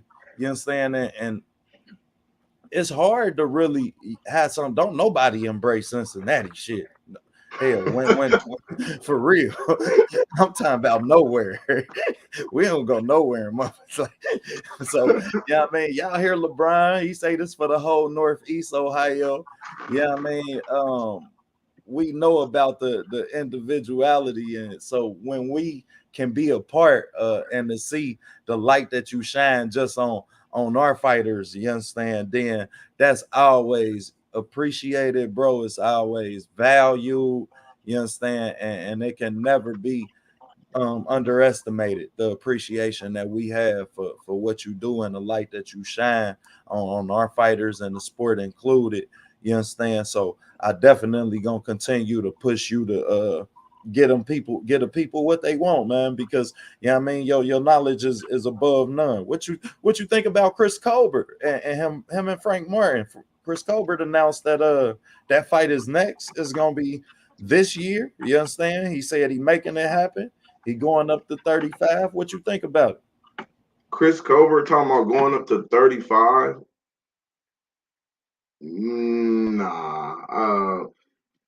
This is one of those situations where a fighter is trying to please the fans, but it doesn't work good in his interest. I just don't. I feel it. I understand it. Yes, you're showing you got heart, blah, blah. Not based on that last performance you did, buddy. And I'm only coming from a perspective from a promoter who loves them, a trainer who loves them, a family relative. Okay, listen here. You know what I'm saying? If you can take that fight and win it, and you confident in yourself, cool. I mean, if you really feel like that, cool. That's a risk. But you don't want to go 2 losses, man. I just didn't see the dog in him. It seemed like when I was watching him, he was okay with losing. He didn't bite down. He didn't show no urgency in that fight when he got knocked down. It's levels, man. It's levels to this thing. And I think he had to eat humble pie for a little bit, man, when because one of the arguments was, going into that fight on the debates, I say, that people were saying, what Chris was saying was, this dude hasn't knocked out anybody for me to think he's dangerous. And I'm like, bro, he can punch. Y'all get so caught up with guys, oh, he ain't punching all he punching, bro. If he's knocking out guys, bro, it's obviously he got punching power, bro. Especially you can't just downplay that. You know what I'm saying? I'm not a believer of a guy, or like I said, with Deontay Wilder, he knocked out 40 guys, and people say, oh, he knocked out bums. So when he knocked out Tyson Fury, knocked down Tyson Fury 4 times, now all of a sudden y'all say this man got power because he knocked down Tyson Fury. No, bro, he been had it. Like, it didn't know. I don't know what y'all talking about. The man been had it. Kelly Parrick been had it before he fought Jermaine Taylor, Facts. before he fought Harrison Miranda. So we cannot go off that. Now, when it comes to skill set, which I know you know about that, when it comes to skill set, you got to be able to set up your punches to land that power shot that you have. You got to be able to set the traps. It ain't gonna be as easy when you fight a skillful fighter. That's where the differences comes in. You get what I'm saying? But you're not gonna tell me that this cat knocking out everybody and just say, oh, because he's knocking out bums, tomato cans, he ain't got no power. Man, cut it out. Cut it out. So that's just me. I've always stayed consistent on that. But again, Chris Colbert learned in that fight that dang, these dudes can punch. That's just my opinion on it. Facts. Smash the light, man. Bro cooking for y'all, man. He definitely just gave y'all what. Hey, but man, when you talk about that fight, bro, I like the fight. And I think that with Frank Martin's deficiency with staying on the line, him winding up the punch the way he does and him loading up for a lot of these shots that you see him do. I think that Chris Colbert and his fast hands can really present some problems for Frank Martin if Chris Colbert don't go out there and try and fight Frank Martin's fight. I think that that's a winnable fight for Chris Colbert, even at 35, just because, yeah, I mean, Frank Martin ain't the biggest, yeah, I mean, 135 or pounder. You understand?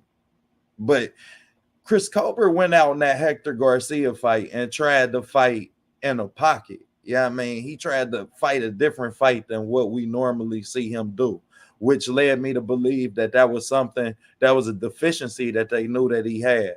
Yeah, I mean, and I always applied fighters for at least trying. Yeah, I mean, I feel like once he tried, he wasn't prepared for the punch that you're gonna have to take when you fight in the pocket. Because if we go toe to toe, you gonna get smacked. You understand? What up, T? Salute to Southern T. Everybody get the Southern T boxing, man. Subscribe, man. TWT brother. Man, definitely the homie, definitely my family. So y'all make sure y'all get the TWT, man. I mean, get the Southern T boxing, because he putting in work all the time. All the time. But yeah, though, I think that Chris Colbert can really have some success in that fight with Frank Martin, man. If it is this year, I think that that's a good enough fight. Not to mention Chris Colbert gonna be fighting for his career. You feel me? So when you let me ask mention you this that, question. Let me ask you this question, because you know you think it's a good fight. Do you think it's a good fight for his next fight? You don't think he need a tune-up? You think it's okay to go right in based on what you see in the ring from both opponents? only because in this fight, I don't feel like we'll leave it no doubt. I don't feel like Chris Colbert will leave no doubt to us. Like he'll practically die. Yeah, I mean, Frank Martin will have to practically kill him in the ring in that fight, bro. Like, you understand? We gonna see Chris Colbert fighting for his career, fighting for, you understand, just to be able to walk around Brooklyn and for everybody to go to primetime chicken and buy some chicken. You understand? Otherwise, Brooklyn gonna burn that motherfucker to the ground. You Oh, understand? Shout outs to Brooklyn. but but I really do, man. I feel like just because of that reason, you understand, quitting won't be an option no matter how hard Frank hit him. And he okay. knows that. That's cool. I mean, I get what you're saying. I just, me personally, I just felt like I want to see dog in him. I want to see him bite down, and I would give him a touch up before we throw him right back in there with a guy like Frank and somebody else that's coming up. That's just me. I just feel like I need to see that, especially if you speak from a trainer's perspective. I didn't like the way he didn't bite down and go for it. I show any urgency after you've been knocked down, and and you backing up. Like, not only that, it was his body language. He's backing up like he up on the cards. I'm like, dude, what are you doing? So it can become frustrating watching that, man. I just can't. I don't want to put him. I care about Chris, and I like Chris. I just don't want to see him go back into another fight. So if he need another fight uh, on the same level as Garcia, to get his confidence rolling. It ain't nothing like getting that confidence rolling into the fight and where he believes he can do anything. I don't think Chris doing that. I think Chris is good at talking on Twitter and all that, but when that Twitter comes off, he turns it off, bro. He's emotional. He probably crying in the car or something, bro. So it's like, we got to get that man's confidence back. I don't care what nobody say. He got to get that confidence back. Earl Spence and Terrence Crawford, they go through adversity. Look at Earl. Earl got hit in the mouth with the mouthpiece, went out. He fell against the ropes, which should have been a knockdown, but hey, it is what it is. You know what I'm saying? That's this A side of privileges, I say. People tried to use that with Jake Paul against the Woodley. Oh, look, Jake went in the ropes. That was a knockdown. Well, then your boy Earl goes in the ropes. Y'all ain't got nothing to say. Keep it consistent. That's all I'm saying. But anyway, Earl turned it up. That's what everybody. Listen. I'm Team Crawford all day. Y'all know I'm riding with Crawford, but I don't have no problem giving dues to other fighters, man. Especially that's going to be their arch nemesis across the street. Earl turned it up, bruh. Earl turned it up. As soon as that happened, it wasn't no more Ugas taking over. No, bro, he bit down and was like, let's go. That's what I want to see. When Crawford got clipped by Kovalevskis, people made fun of him. Kovalevskis was a puncher. I'm consistent with this. I ain't never heard of him. So what? I seen him knock down some Ohio boys. I done see him. Hey, bro, he take his bag and go home. He didn't came in our backyard. So I done seen Kovalevskis in sparring. He didn't punch. I can tell you that boy can punch. But people, just because you didn't know him, don't mean he can't punch. But anyway, he knocked down Crawford. It was a clip shot. They didn't call it, but Crawford stepped it up. He bit down and he went for it. You can tell something happened in that exchange, even if what y'all want to call it a slip, whatever. He changed, his whole demeanor changed. It changed when he got back to that corner and they got, you know what I mean? So that tell you all you need to know. Some fighters just don't have that, and that's what I didn't see in Chris. I didn't see that in Chris Colbert, and I need to see urgency when you go through adversities and certain things like that happen. He needs to have that. That's something you really can't train. You can try to talk about it, but that has to come out of him. Yeah, I agree with you there. You definitely can't teach heart. Mm-hmm. Yes, and heart is something that you can't teach. So I agree with you there. I feel like Chris Colbert know that he gonna be fighting for his career. And when I watched the interview, what impressed me about it was him saying that they say, so what you gonna do after that fight? You gonna go back down to 130 or you gonna stay at 35? He say, man, shit, I might go back down and get my belt back. Yeah, I mean, when a person can say that, might have been the most impressive part, even above finding out that he was trying to make the Frank Martin happen this year.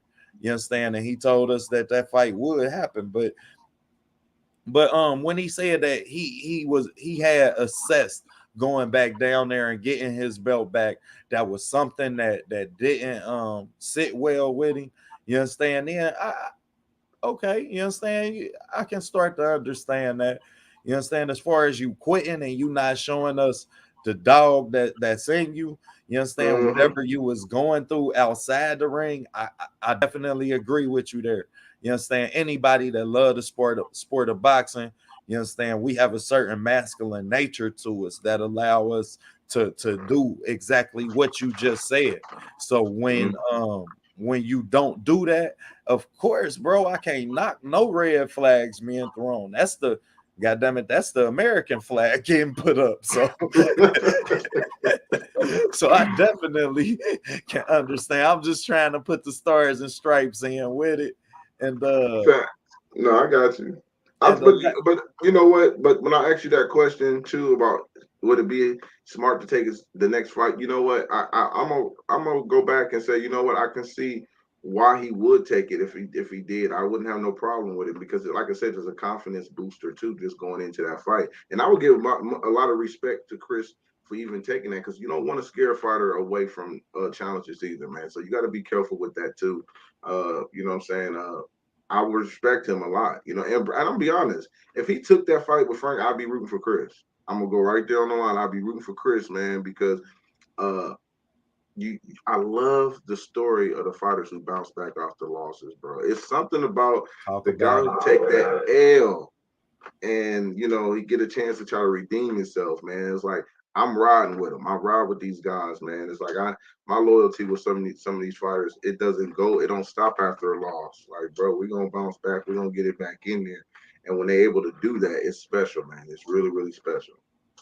Facts, man. I definitely agree. We spoke on the phone. We if y'all don't know, man, me and bro, we chop it up for hours. We just talk boxing. So y'all just happen to be a part of these conversations, you understand, for these Friday shows. But we spoke about supporting fighters after they lose.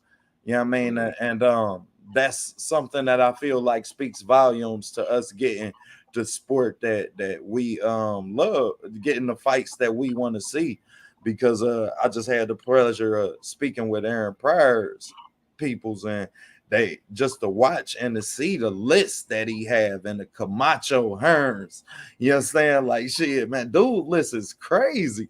You understand? So when you talk about the ability to be able to lose and still make it back within the sport, we're instrumental in that. You understand? As well as the outlook of these fighters upon doing so. So I pulled for Chris Colbert in that fight, but and I like that fight. But let's switch topics a little bit. What you think about Deontay Wilder coming back? We need him.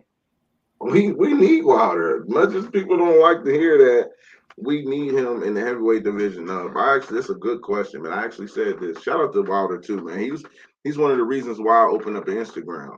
He actually took one of my memes and tagged me in it, and I didn't even have an IG a couple years back, and people was like, "Man, Wilder just tagged you, tried to show you love. You ain't got no IG," so I had to open up an IG. Or like, oh snap! So Wilder is the reason why Ohio Run Boxing has an Instagram. Damn, shout out to the Bomb Squad. Shout out to the Bomb Squad. So Wilder is the reason why I have an Instagram, okay? So shout out to him. Dropping jewels for y'all today, man. So I would definitely and I only found out that because people screenshotted it and put it on my Facebook. That's how I knew. I was like, wow, so dope. He still has that meme up to this day on his wall.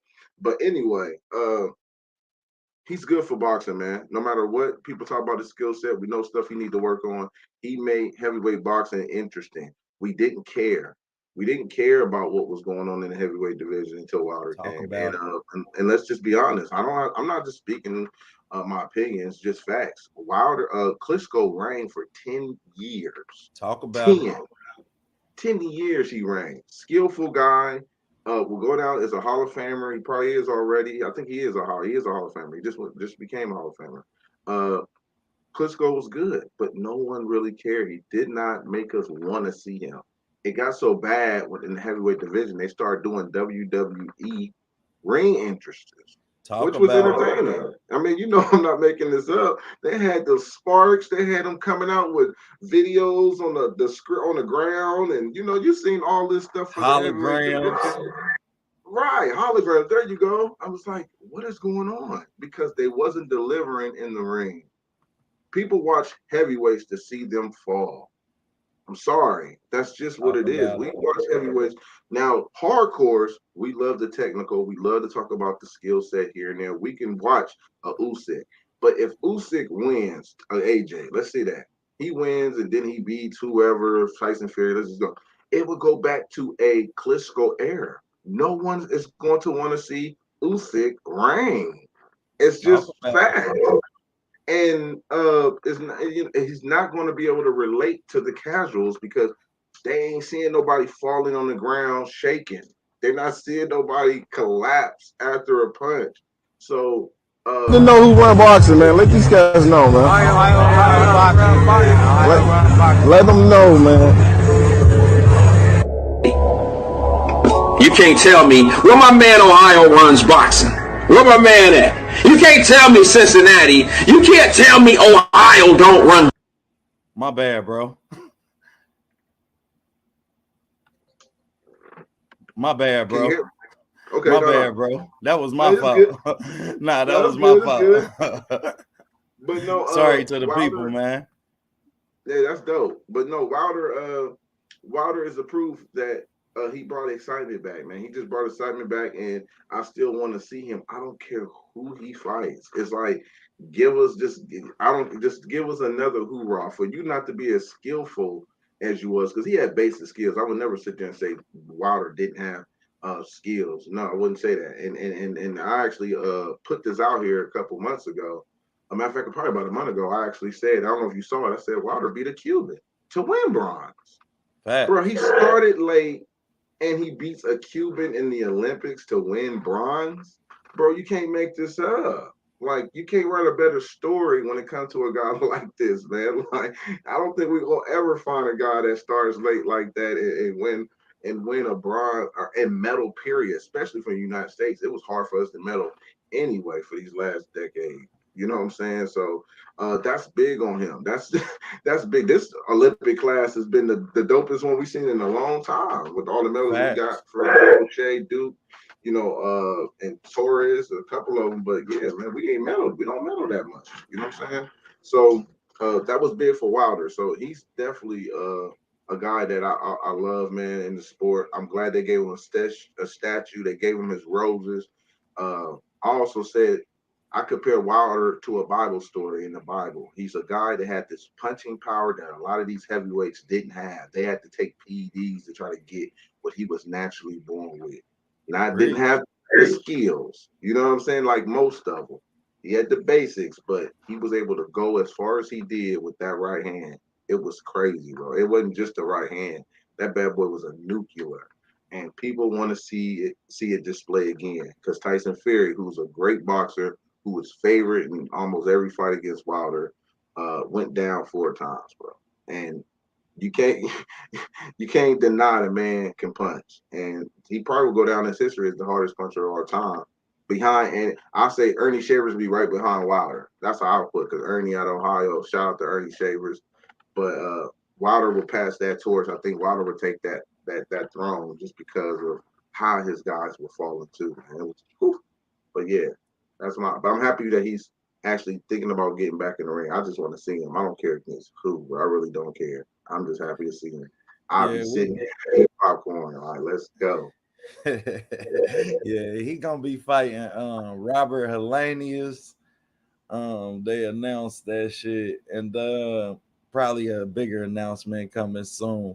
But they did say that he's gonna be fighting Robert Helenius. As far as Wilder coming back, for those exact reasons, I don't want to see him come back. Yeah, I mean, and as great as I mean, let me just speak for a minute about how special I mean Deontay Wilder's timing is, because the timing of a Deontay Wilder is, I mean, I don't know that you can go back and watch no knockout fighter. You can watch Julian Jackson, but Julian Jackson controlled the space very well. I mean, to land his shots. And Julian Jackson also had a jab. I mean, he could go in there and jab for the first 2-3 rounds of that fight. You understand? And he would hold his own until that moment presented itself. But when it come to time, and that's just one of the fighters that comes to mind, but it's still not as special as a Deontay Wilder,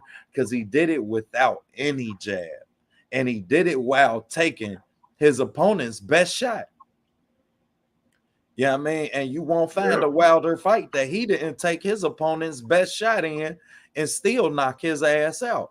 So like, man, when you say that, like, I just don't feel like it's nothing more for him to give the sport of boxing, I guess. I mean, this is the most accomplished boxer of my era, of my time in the sport.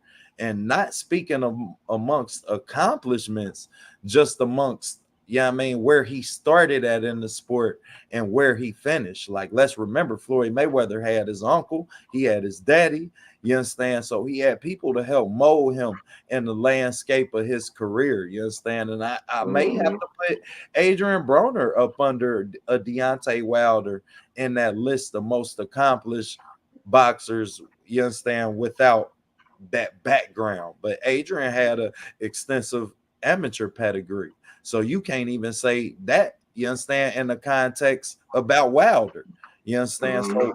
So that just speaks a higher glow to his greatness. And at this point, when you come back, you fight a Robert Helenius. I mean, we all hear about the praise that Tyson Fury has for Deontay Wilder. You understand? The Usyk fight with Wilder don't really impress me. Andy Ruiz wouldn't really magnify to his greatness. So I challenge myself to find a fight other than Tyson Fury, which we've seen 3 times. I mean, that's not gonna consist of big baby Jared Miller walking him out of boxing. So you wouldn't want to, so you wouldn't be interested in watching Andy Ruiz or seeing him getting flattened if he could. I am. No, bro. I wanted to see it. I want to see if these guys gonna fall by the wayside, because, and here's another thing too.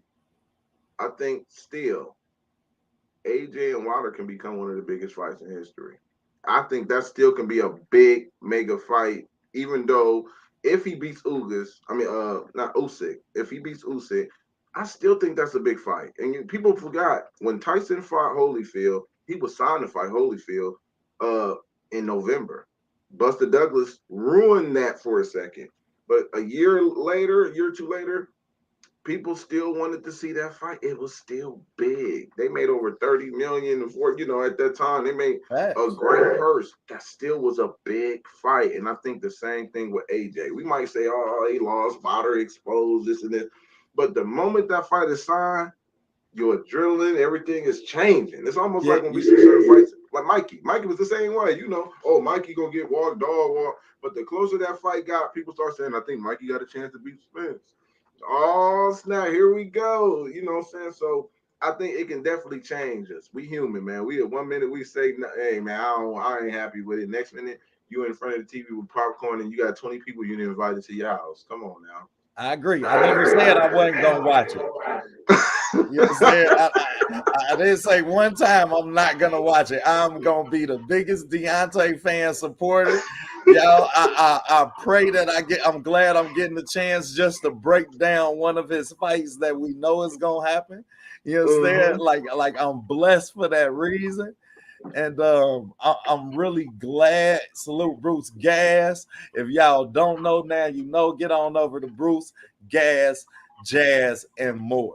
For all of my older, I sent my pops over there to you, Bruce. I definitely recommended you to my pops. So be looking forward to my pops popping up in your comments and shit on the jazz topic. But back to Deontay Wilder. Man, I feel like you're right, bro. I'm not impressed to see an Anthony Joshua fight. I wanted that fight 5 years ago. Don't cheat me, Anthony Joshua, or try and time out Deontay Wilder and catch him at a vulnerable moment. Gotcha. I don't know that Andy Ruiz is dedicated to the sport enough, as we seen him, at his peak eating pizza before the fucking fight.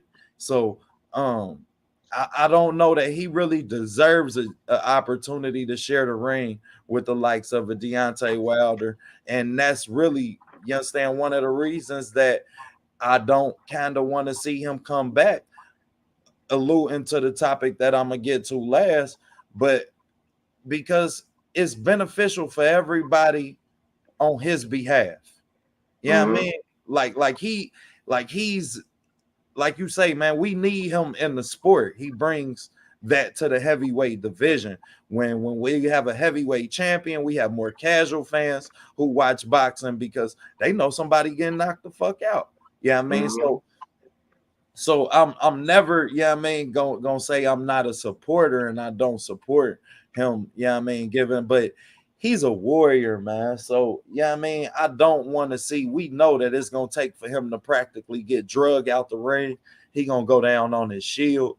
And I don't want to see that shit. And I don't want to see him lose to somebody that he shouldn't lose to because we don't know which Deontay Wilder going to come back. As much as 2 years off can help you, we know how much it can hurt you. And we know about the beating and the physical, beating that he put himself through and preparing and fighting Tyson Fury, as well as the fights themselves. So I just don't feel like it's a situation that, really benefits Deontay Wilder and coming back to the sport of boxing. Okay. But yeah, bro, you're right. I'm definitely gonna be there to watch. Popcorn loaded, goddamn it.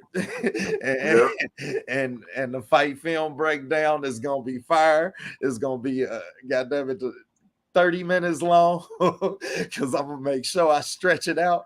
I might have a 3-part series for Robert Delaney. That's funny, but you know what's so crazy that out of all of, I'm gonna actually post this video too. It's a video clip of Emmanuel Stewart talking about 3 fighters before they became world champions when they was amateurs. Robert Helenius, Tyson Fury, and Deontay Wilder in the interview. All 3 of them. Crazy that he talked about these guys before they were even. He was talking about them being the last 2. He said Tyson Fury and Wilder would be fight world champions and be the top guys in a couple of years. And that just show you how brilliant Emmanuel Stewart was, man. When he talked about looking at talent and development, he's seen it. You know what I'm saying? He's seen certain guys of what they had, but it was just ironic that he was talking about these three guys, and now Robert is in the mix to be fighting.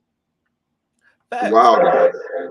Facts. And shout out to Emmanuel Stewart and the last Emmanuel Stewart the last one that he really worked with in being Tony Harrison. We spoke about the connection that Ohio have with Michigan. So yeah, I mean, definitely shots to him. But my only thing with that, bro, is we gotta also give respect due to Klitschko, the Vladimir Klitschko, who brought Robert Helenius, Deontay Wilder, you understand, Anthony Joshua, you know what I mean, who brought all of these up and coming heavyweights in to work with them on their way out. Yeah, I mean, that's what this sport is about. Like, shit, he was still challenging himself with these kids, trying to be great, trying to be good, seeing who next up. Yeah, I mean, gauging how long he had within the sport in these sparring sessions. Yeah, I mean, and they all benefited from that.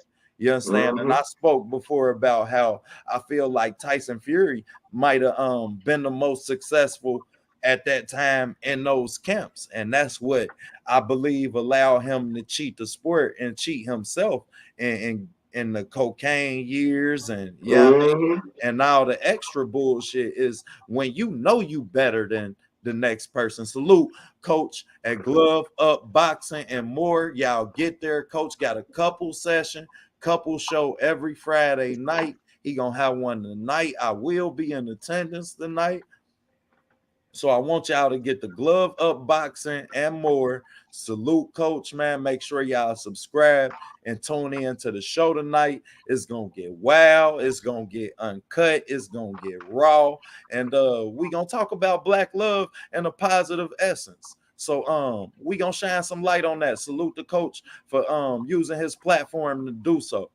But back to you understand, them workouts and them sessions, but I just believe that that's what allowed Tyson Fury to really cheat the sport and to cheat us. Yeah, you know I mean, smash the like, y'all too, man. Smash that like button, man. We giving y'all some gems, but yeah, I think that that's what allowed Tyson Fury to cheat the sport, man. When you know you better, yeah, I mean, then you can be a little bit more lax. It can cause you to make decisions out the ring. You understand, a la Adrian Broner. You understand? A la Errol Spence.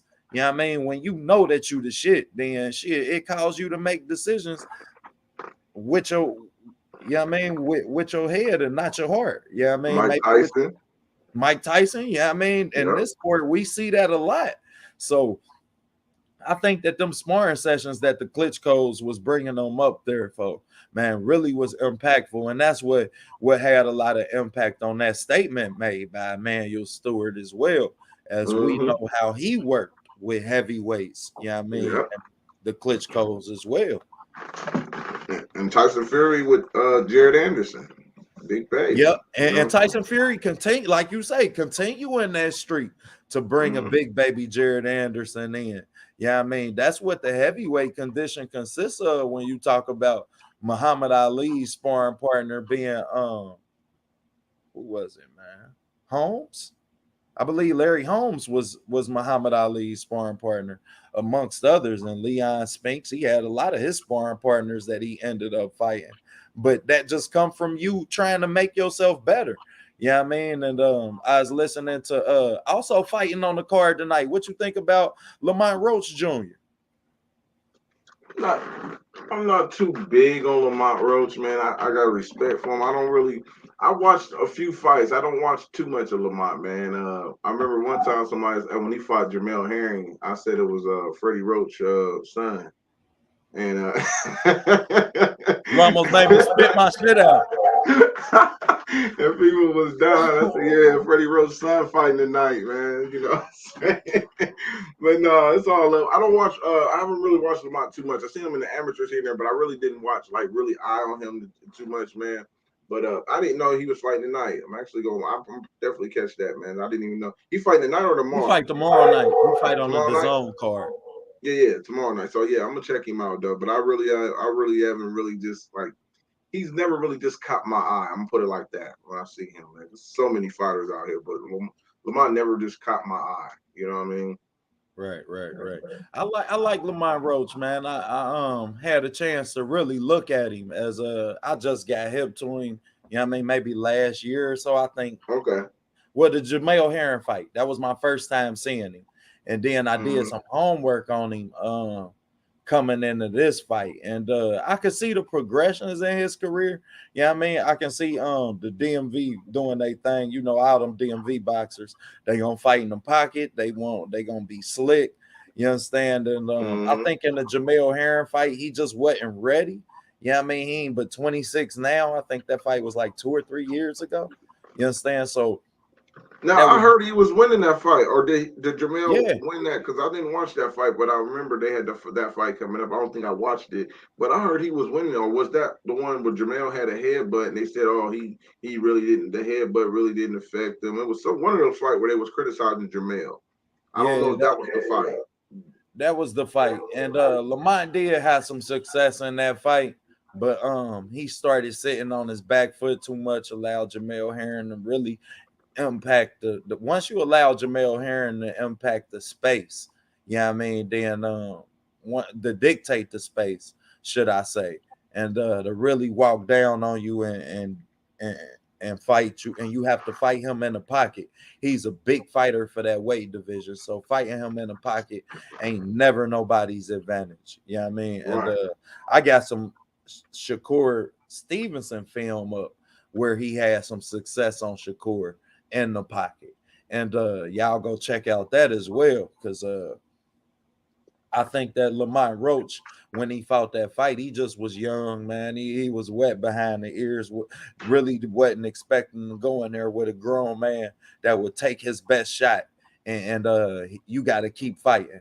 You understand? So I really want to see him tonight. I think that he's just been in camp with Shakur Stevenson, working with Shakur, and I'm impressed with the progression of his career. I really am, man. I think that if he do become champion, I think that he's one of them fighters that want all the smoke, and he can give us some of these fights that we want to see, and really be a up and coming name in that division, to really give us a couple good fights. What's his record? Do you know his record?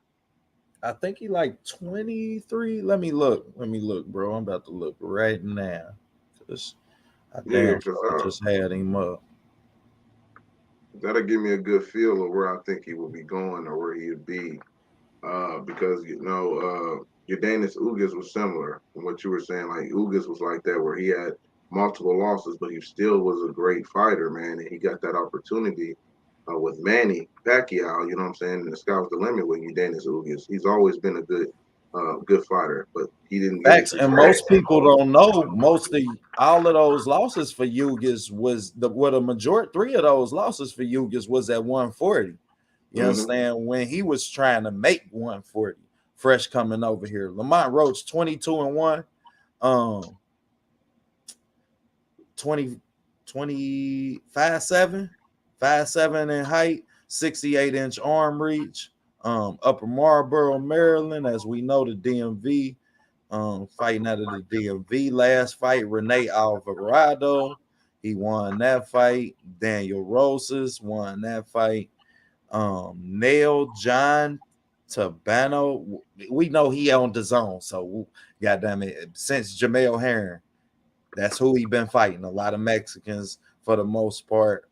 But he goes and gets to work with the likes of a Shakur Stevenson, been in camp with Oscar Valdez as well. So, I mean, we know about his work ethic and how he go and get the smoke regardless of who he fighting. So, I mean, I really want y'all to tune in and try and catch Lamont Roach, man, and let me know what y'all see. All right, that's what we go. I'm gonna definitely pay more attention to him now, man. So I'm gonna definitely watch that tomorrow night. Yeah, check him out, bro, because he had some success if you watch the sparring film with him and Shakur, bro. It ain't like Shakur was in there dog walking him. I mean, which we know how to gauge sparring film. I mean, so, right. is gauged with a grain of salt, y'all, because you're seeing it for a reason, and whoever's showing it to you wants you to see it for a reason. So Mm-hmm. it's like a commercial. You know That is so true, man. That is so freaking true. so take You're that right shit on it. with a grain of salt. Yeah, I mean, however, I seen some characteristics and some things that you didn't so much as see in the Jamel Herring fight when you watch the Jamel Herring fight. So yeah, I mean, I want y'all to really tune in, check out Lamont, man. If y'all get a chance, he fighting on the Ryan Garcia, Javier Fortuna undercard. And I think he gonna put on a good show, man. Put us all on notice. Now, let me touch on this before we head up out of here, man. Okay. And I want your opinion on this too, because I don't want to feel like, hey, I'm just on the other side of the fence, just talking crazy. But no, I had a kid I talked to the other day. He's a boxer out of New York, and he was trying to give credit. Uh, and he was trying to give credit to who was it? I'm trying to think who it was. Okay, Conor Benn. He was saying Conor Benn stepped up against Chris Algieri, and it was very impressive that he stopped Chris Algieri in dramatic fashion and certain things like that. Now, I do give him credit for beating Chris Algieri, but to an extent, I just felt like Chris Algieri was never considered a puncher. And I told him, just on my opinion, that most guys who can't punch, sometimes your game plan go out the door. You really don't care about their feints or anything like that. You just go in there, you can take their shots just to give theirs. You know what I mean? Look at Sean Porter, for example, against Paul Malignaggi. And he looked like they was calling him Baby Tyson against Paulie. That never happened. But again, Sean didn't fear his punch. So Sean was taking shots to give it. Sean was rough. Sean was dirt. You know what I mean? So that's what my thing is. Like, I don't want to feel like I was taking credit. You get my point? Do you feel like I was taking credit away from Conor Benn by saying that, he, knocking out Algieri wasn't really that impressive? I said the same thing with Earl. I think Earl was supposed to do that. It's not really taking nothing away. Chris Algieri is a former world champion. You get some type of credit. I didn't do it with Crawford. I'm Team Crawford. I didn't do that when he beat Kell Brook. Kell Brook is more like a puncher, but he's not guys like Paulie and Chris Algieri. But he got a little credit for beating Kell Brook. But let's be honest, Kell Brook just wasn't who he was. You get what I'm saying? So I'm not going to sit there and try to act like he beat the same one Earl Spence beat. I'm just not going to do that. You know what I mean? So what was but that's my thing. What's your perspective on that? Like, where you beat a guy like that, Chris Algieri and Conor Benn beating him? Well, we don't give. First of all, man, we don't give no respect to that shit. Yeah, I mean, as much as we appreciate, you got to still put your gloves on and win. We always salute the fighter. Any fighter that go out there and lace them up, y'all know at OTB, I'm on a record saying, I don't care if you 0-520. I respect you as a fighter because I respect the sport enough to respect you. However, we don't respect those wins from a Chris Van Heerden or a Conor or a Chris Algieri at this point. Yeah, I mean, okay, coach, we know Conor. We know you big on Conor Benn. Okay, coach, we know you big on Conor Benn. Any of y'all can feel free to hit the link, man, to step on up for a minute if y'all want. Just to talk y'all shit. I think it should be up in the chat, man. Let me know if it ain't. But however, yeah, I mean, they are talking about him fighting Chris Eubanks Jr. next. That's what, yeah. Yeah, I mean, and I feel like if he take that fight, now then I'll respect, yeah, I mean, where they're going with Conor Benn. But right now, Conor Benn is fighting fighters who he can take advantage of. This kid got good legs. He's good in the pocket. You know what I mean? And he's good on the front foot. So they're matchmaking him accordingly. You know what I mean? And okay. So pretty much what you're saying is that he was supposed to look good against a Chris Algieri who can't punch, man. I agree with that, coach. Yeah, I mean, I agree with that. He ain't no damn bum. Yeah, I mean, and yes, I agree with you there, bro. I agree with you, bro. Like, yeah, I mean, he was supposed to do what he did. Yeah, I mean, I can't say that was any much impressive because it didn't allow us to see him do anything out of the context of what we've seen him do, which is be explosive, fight off the front foot. Yeah, I mean, and really demonstrate a different level of activity. However, he wasn't threatened at all. And thank that you. fight, I just he didn't have no level of threat that we felt like he could have, that could have gave him a little bit something to think about. And I think that's what I was trying to get at. It's like no one is downplaying him. We just feel like he still has more to show. And that's just what I'm trying to downplay Chris Algieri. I was consistent in my stance with a lot of these fights. Sometimes they're just questions. When Earl was dropping Lamont Peterson and Chris, these guys are not considered punchers. And sometimes you can throw the playbook in the trash when you got guys that don't possess any threat like that, and then you knock them out, and all of a sudden you the next best thing. And it's like, come on, man. Like I even say this all the time too. I don't call I would never say a fighter have a chin if he fought 20 Paul Malignaggi's. No disrespect to Paulie, but how can I sit there and say you have a chin when you ain't never fought a guy with a high KO ratio? I can't say you have a chin. Triple G has a chin. He fought some guys that he fought the Curtis Stevensons who can crack. Danny Garcia has a chin. He fought the Lucas Matisses that can crack. Hold on, bro. I gotta stop right here. We gotta get out of this bullshit where we saying, oh, he has a chin. This is boxing. God damn it. Yes, you gonna get hit, but we gauge how you take a punch. We gauge your ability to not take the same fucking punch. Y'all really pissing me off with this. Oh, he has a chin. Man, this is the sport of hit and getting not getting hit.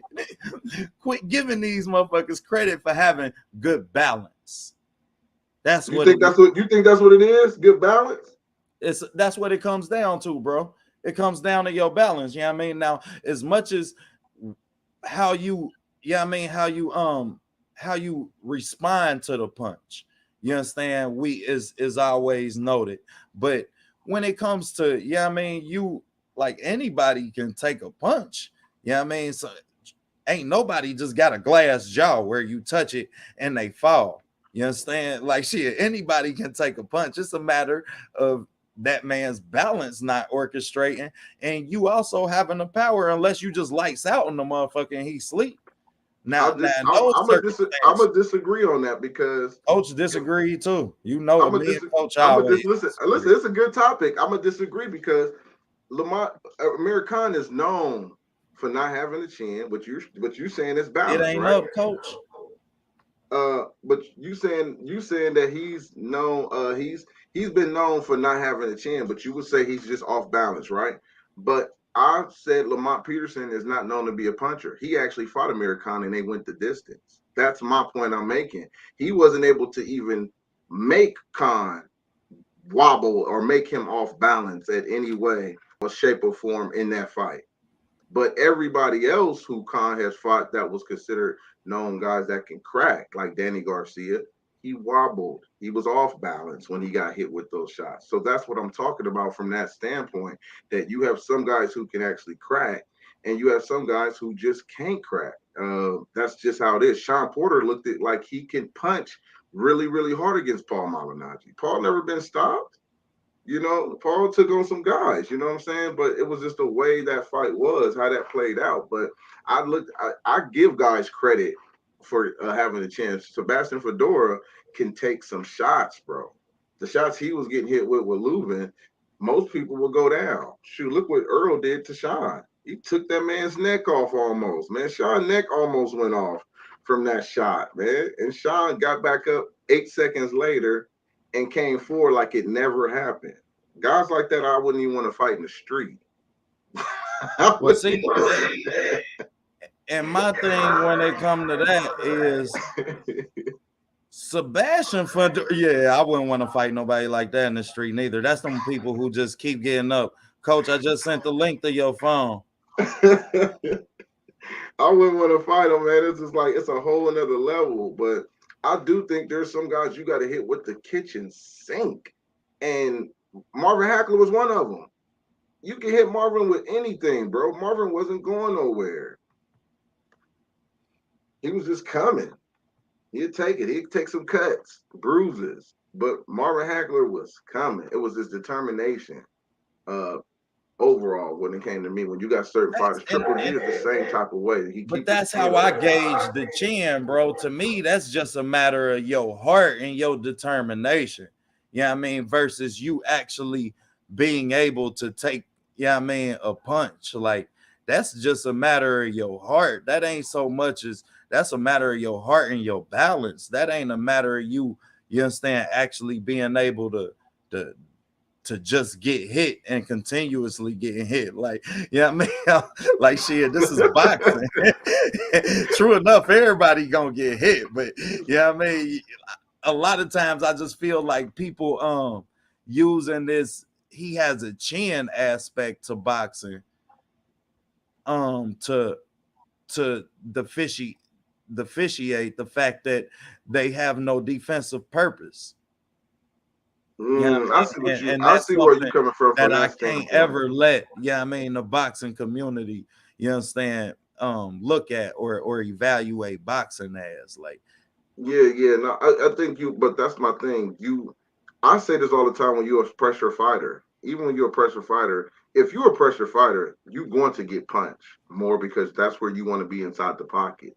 And sometimes, sometimes you have a little bit of success and it can backfire on you too. Don't get me wrong. I'm with you on that when it comes to not trying to praise guys who have chins. But Jared Hurd was considered a guy who had a guy who could take shots. But facts. And you just brought up Sebastian Fundora, who's almost a foot taller than everybody. Yeah, I mean, right. And when I say balance, I mean shit. That's like I tell people, when he got his legs under him, it's gonna be hard for anybody to knock him. Nervous ass. Because it's gonna be hard for anybody to knock him out. Yeah, I mean, because he got almost 4 or 5 feet worth of legs and balance to equivalent for as hard as you punch him. Yeah, I mean, so that balance can allow him to keep from going all the way down. You understand? Right. Now he had to take a knee against Lubin because of the relentless punching that came. That was smart on his behalf. He wasn't really hurt, but he was smart enough to just take a knee to get Lubin off of him. You know what I mean? That was a highly intelligence that he used. I that's really levels of when you come to seeing fighters like that at a young age, just take a knee just to get a fighter off of him because Lubin was really on him. I don't really think Lubin hurt him, but he was smart enough to just take a knee to get that relentless pressure off of him. But is Coach on here yet? Let me see. Yeah, go ahead, cook, Coach. I'm listening to this bullshit. This bullshit OTB talking about has got everything to do with balance. Nah, that's some bullshit. You get hit in the right fucking spot, or the punch you don't see, and you not prepared to take it, and that motherfucker catch you, and shit disconnect your fucking your brain to your body. You go to sleep. It ain't got nothing to do with balance, or you get hurt because. It's just like sometime on a football field. You make a big hit, your ass dizzy as a motherfucker because you done rattled your brain. It ain't got nothing to do with your balance. It got everything to do with your brain. And a lot of times fighters like Amir Khan, people get scar tissue on your brain. That's why people start talking the way they do. That's why James Toney talked the way he do. That's why Terry Norris talked the way they do. And the more you get knocked out, the easier it is to get knocked out. Just like with Roy, when he lost to that dude he would have destroyed when he was young and just went to sleep. When Glenn Johnson, yeah. And what was about the white dude in Russia or something that knocked him out? Yep, and Danny Green. Green knocked him out. Everybody started knocking him. So it ain't got nothing to do with your balance. It's got everything to do with your brain. And and what people don't understand is that you got fluid on your brain, right? That cushions your brain from your skull. Well, a lot of times fighters that get too dehydrated they have problems and they get knocked out easier because their brain don't have enough fluid on it. So it'll jar your skull, and your brain hit your skull, and you don't have a lot of cushion with fluid. You're gonna go to sleep. So there's a lot of science to it, but most of the time, dudes who don't see the punch, that's the ones that affect you because you can't brace for it. You know, you can't see it. And then you had dudes like Mike Tyson who just punch so fucking hard, they just rattle your brain, and that's it. You know, they jar your brain. That's just like people get hit in the back in a car and get knocked out because it's a sudden jarring of your brain and your ass go to sleep. So it don't really have, and just like with Rolly ain't know what the fuck happened to him.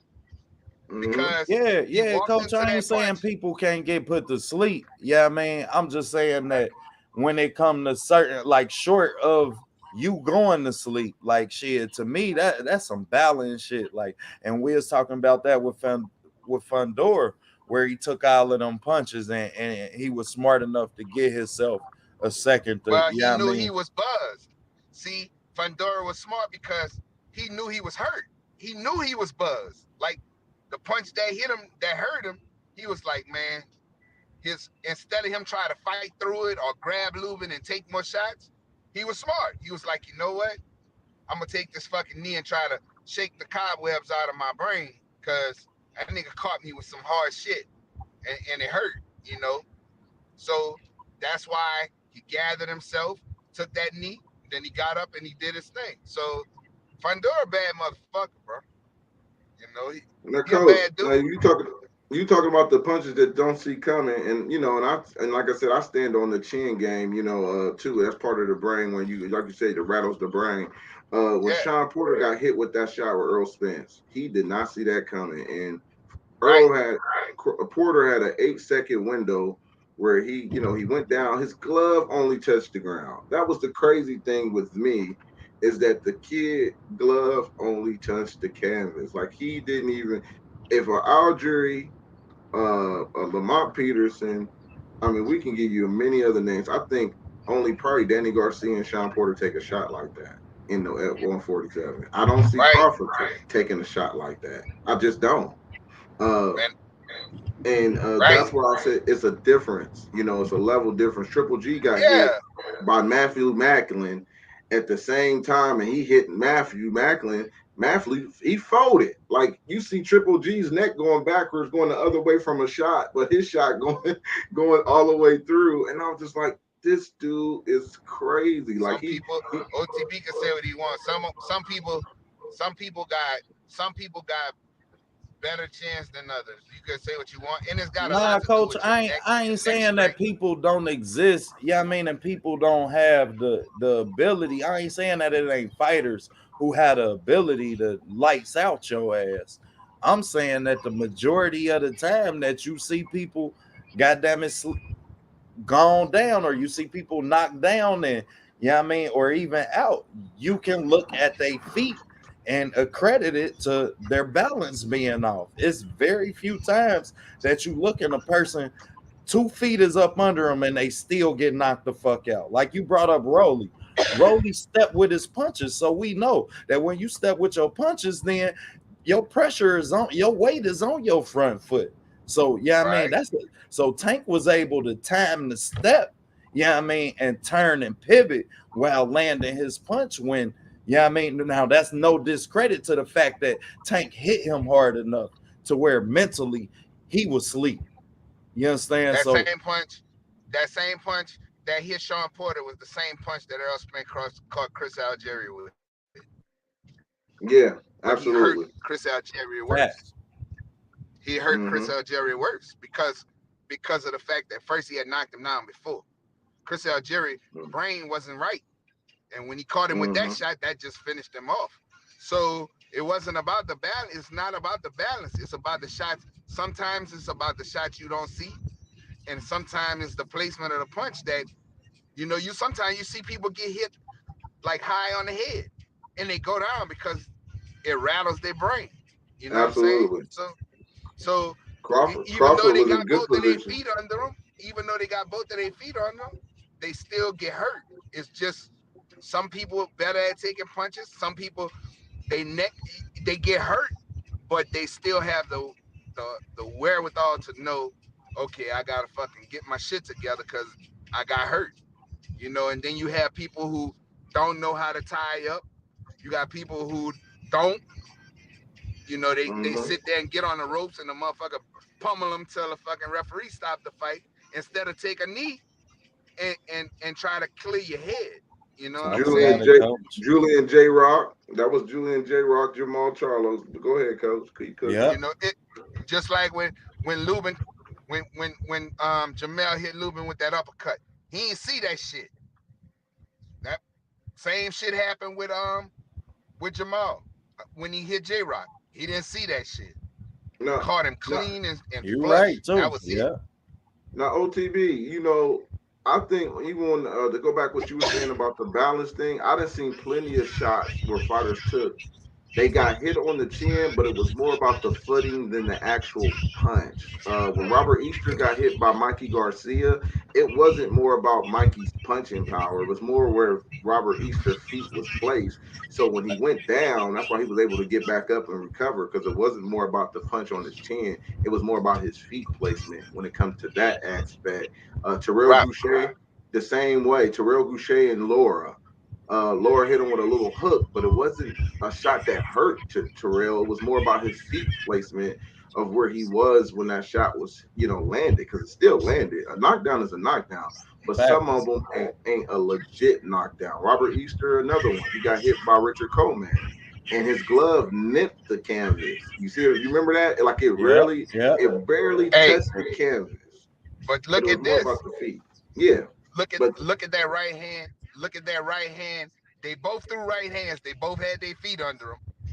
They both threw right hands with Teofimo and Richard Coleman. Teo's got that first. They both threw right hands at the same time. Teo's got that first. That was it for Richard. And both of them feet was under him. You're right too, coach. But he got caught fucking clean and hard. Yeah. And that was it for him. Hey, coach, another one too that was to top it off. Terrence Crawford feet was under him when he got clipped by Gamboa. He was definitely. It hit that top. It looked like he didn't hit his chin. It was like it was a temple shot. Right. You know what I'm saying? It wobbles you for a minute, and he got himself back. You got to give fighters credit with quick recovery rate. A lot of people don't talk about that. There are fighters who can get hit with shots where they hurt a second, but they have a very quick recovery rate. Facts. And you right about that, bro. Like you definitely gotta credit the recovery rate. And my only thing that I was saying and making the point was that's mental. Yeah, I mean that's mental. That's you having enough willpower, enough your masculinity coming out, man. We men where you like shit. But then again, like y'all say, I'm getting, shit, he ain't beating my ass. All right, good shot. We seen Tony Harrison get hit with one of them shots. Where just his mental, you understand? And y'all right, Tony Harrison, another one. When you watch the Jamel Charlo, you understand? That ain't nothing balanced, orchestrated. You understand? Tony Harrison, feet up under him. You just got caught and goddamn it and shit. But that mental aspect is what I credit that to. Right. You having enough dog to be like, I'm getting what do I have to do to survive once I get up? Yeah, but the thing about it, OTB, some of them guys, they minds be there, but you done got your shit disconnected to your motherfucking your legs and your muscles.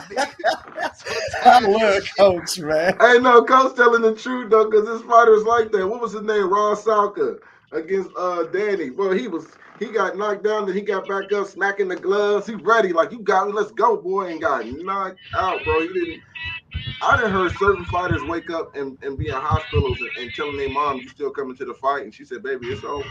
Bruh, that happens. Bruh, that happens a lot, motherfucker. Just like Rolly. Rolly ain't know what the fuck happened to him. Nah. He damn so dead. But he was still in the fight. Hey, Coach, I tell them all the time, I had hit with a body shot. I'm from Youngstown. So when I was my little young boxing, when I was 11, so I got hit with a body shot. And I tell people this all the time. I was only 12 at the time. I'd rather get knocked out than hit with a body shot. Just electric body shot. And I was young experiencing that. Like it was electric. It was a feeling that I never wanted to feel again. But the knockouts, you don't know what's happening. That's dangerous on the brain. But that's a whole nother topic, bro. When you get knocked out, wake up, you don't know what happened. Cool. I put me to sleep. But the body shots, you ain't lying. You feel them body shots the next day. You eat, you feel them body shots. You breathe, you feel it.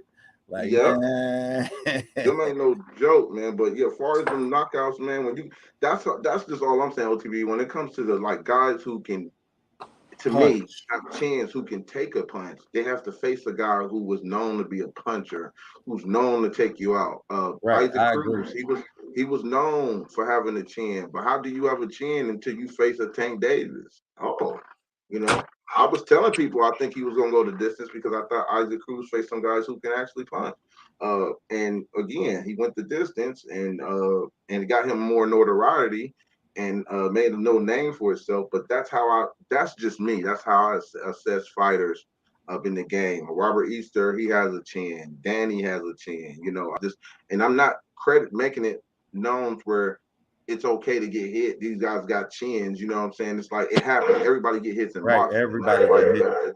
Yeah, so you have to give guys credit where it's due because look, we got a guy now in Ohio, one of the top prospects. I'll tell you right now, he takes shots, but he has a beard on him, and that's Charles Conwell. Yeah, he don't take a lot, but he's in that pocket. He gets hit sometimes, but he's a pressure fighter where he's gonna put it on you, and he's gonna make you feel his presence. But he knows how to keep his head off that line and keep a high guard at times too. So he don't take a lot of punishment. So I don't want to misintrude it, but I've seen Charles take some shots and smile. And the fighters, it's a mental thing. Those fighters like, damn, you ever hit somebody with everything you had and they smile and they keep coming forward? That do something to you mentally, man. Facts. Mm-hmm. I mean, it all is, bro. That's, you know what I'm saying? It's out a little bit, Coach. All in the person. You know, it's and just like y'all know who he got knocked out first by? Who that? It wasn't Bridges Prescott. Was that the first one or was that second? Was that the second one that knocked him out? Bridges Prescott was his first loss, I believe. Stiffed him. Mm-hmm. You could see he get deer legs every time. He just like a newborn baby deer every time. And Coach, you know, even to even top that off, I thought that was a brilliant move from his team by not going in the rematch with British. He went another direction. They did not go and take that rematch because it was a high risk, low reward. Why do I have to take a rematch with this guy who's capable of knocking me out? I might not be able to knock him out. And American went on to make millions of dollars because he went another route. And sometimes you have to do that. And there's nothing wrong with not just taking on that challenge because British never fought enough where he was stayed up in the top ranks where Amir looked at him like, okay, this is my rematch. I need to go back and get that now. He was more like, hey, you know, you got to win off me. You got to go, you know, build that somewhere else. But Amir make millions. And that's smart sometimes, business-wise. That's all I'm saying. Yeah, he did. Too much money for in a bunch of fight. Like he never was shit to me. Like I'm just keeping it 100. He never was nothing. He had fast hands. That's it. And he was grab. That's it. There was nothing else to him to me. You know, they wanted him to be the next in the scene, but he just was never on that level. Well, he did win the gold medal, didn't he? I think he won a medal, a gold or silver in the Olympics. So he did accomplish. Yeah, he won a gold medal. He won a silver. Yeah. I don't know. Yeah, but I get what you're saying. I think I always thought he was a good fighter. I think that, you know, he was decent in speed and certain things. He wasn't nothing really special or something we haven't seen, but I think, again, we never really seen a guy his caliber, and I don't even know what his nationality is. I don't know Americans, but we never really seen a guy like that, or since Prince not seen. But, I don't know that many guys over there that just got chins either. You know what I mean? That could really just take shots, especially India. We've seen their Olympians and certain things. They come over here, man, and it's not, it's not great. The grass ain't green over here in the United Saddam States. Ali. So, yes, Saddam, it's a lot of guys who just they don't have that genetics, man. That's what just Never developed a problem. That shit our mental, man. Mm. But Amir Khan never developed a pro style. He always with an amateur style. I agree. That was his thing. Now, I ain't gonna lie, that motherfucker boy, he hit fucking Marcus McDonald with a fucking killer body shot. Jesus. Pretty too. Yeah, boy, he fucking smashed him with that body. But McDonald, he just never. Once he got knocked out once, he just was on that streak of. He never developed. Like I said, he never developed into a pro style. He always had that fast hand. Try to score fast punches. He never. He threw his punches in the same rhythm. If you can OTB, right. You could probably top on that. It's like he was always throwing punches at the same type of timing where it was easy for you to counter in between those, like Canelo did. I've never seen him change the gear. If that's right. if y'all understand Yep. And we talk about that a lot. That's a punch cadence. You know what I mean? And Errol Spence is one of the people that you really should watch if you want to watch somebody who got a great punch cadence. Errol has a great punch cadence because, not only do he have a beautiful jab, you understand, but it's the rate that he jabs at, what he used the jab for, and also how he uses power shots to control the line, and how all of his punches, you understand, coordinate together. Everything works off of the next punch. The straight right hand work off the jab, then the body shot, the left hook body shot that he throw, it work off of the jab. It work off the straight right hook, where that 3-punch progression that you see him continuously landing by the end of the fight, it starts out with that punch cadence and that jab. Well, it's not only that, it's the way they train too. They train for openings. They don't train just to throw punches, just to throw them. They train for openings. It's where if you watch him do the mitts, you don't see him doing them old fast pop, pop, pop, pop, pop, pop, all that bullshit. He don't do that. They train for openings. Where shots are open, that's where he's going. Wherever you open from top to bottom, that's where he's going. If you got a high guard, he's going downstairs. If you got one hand down, he gonna choose that side, and he gonna hit you on that side. So that's the difference. The way Derek James train fighters, he don't train to just throw combinations to the win. They don't do that. They train for openings. Yep. And I got to get out of here, bro. It's a pleasure. Come on tonight, bro. I got to take a nap. I've been out in the heat all day, and my wife say I don't want to hear no shit if you tired. So I'm about to take me a nap, brothers. All right, big bro, man. We appreciate you. Y'all make sure y'all tune in the Glove Up Boxing and more. We always appreciate Coach's insights, man. Definitely one of the A-level boxing mans you're gonna find on the YTC community. As y'all see, I'm still learning from Coach. So shit, man, you ain't never too proud to learn. Otherwise, you the dummy. Go ahead, give out your last words. Ohio Runs Boxing. No, man, this has been a great. Hey, man, this is time flying by. I didn't even know we was on here for 2.5 hours, man. Time flying. I like dope content, dope conversations. Salute to everybody in the chat. Tay, what's good? Salute, Tay. Appreciate you. Yeah, yeah, man. Y'all can follow me on Ohio Run Boxing on my YouTube, my Facebook, my Instagram, where you can follow me, man. But yeah, this was definitely an enlightenment conversation, man. Definitely talking about the tank and the belts, discussing that, looking at it from different perspectives. I definitely understood where you were coming from. And I hope you understood where I was coming from. But Always, that's brother. yeah. Like I told the people earlier, man. Me and Big Bro, we talk regularly, man. So yeah, I mean, this one of the people that I call during the fight. You understand? And so you understand. I always get your perspective. They just was glad enough and blessed enough to be a part of our conversations. You understand? Facts. But yeah, that's it, man. That's my last words, man. Y'all know All where to right, man. follow. We appreciate everybody who tuned in, man. We had a great Ohio show. If y'all didn't do it already, smash the like button. We appreciate everybody who tuned in. TWT, everybody included, the whole YTC community. Salute the forefathers of the YTC community, man. Gotta give them they just do.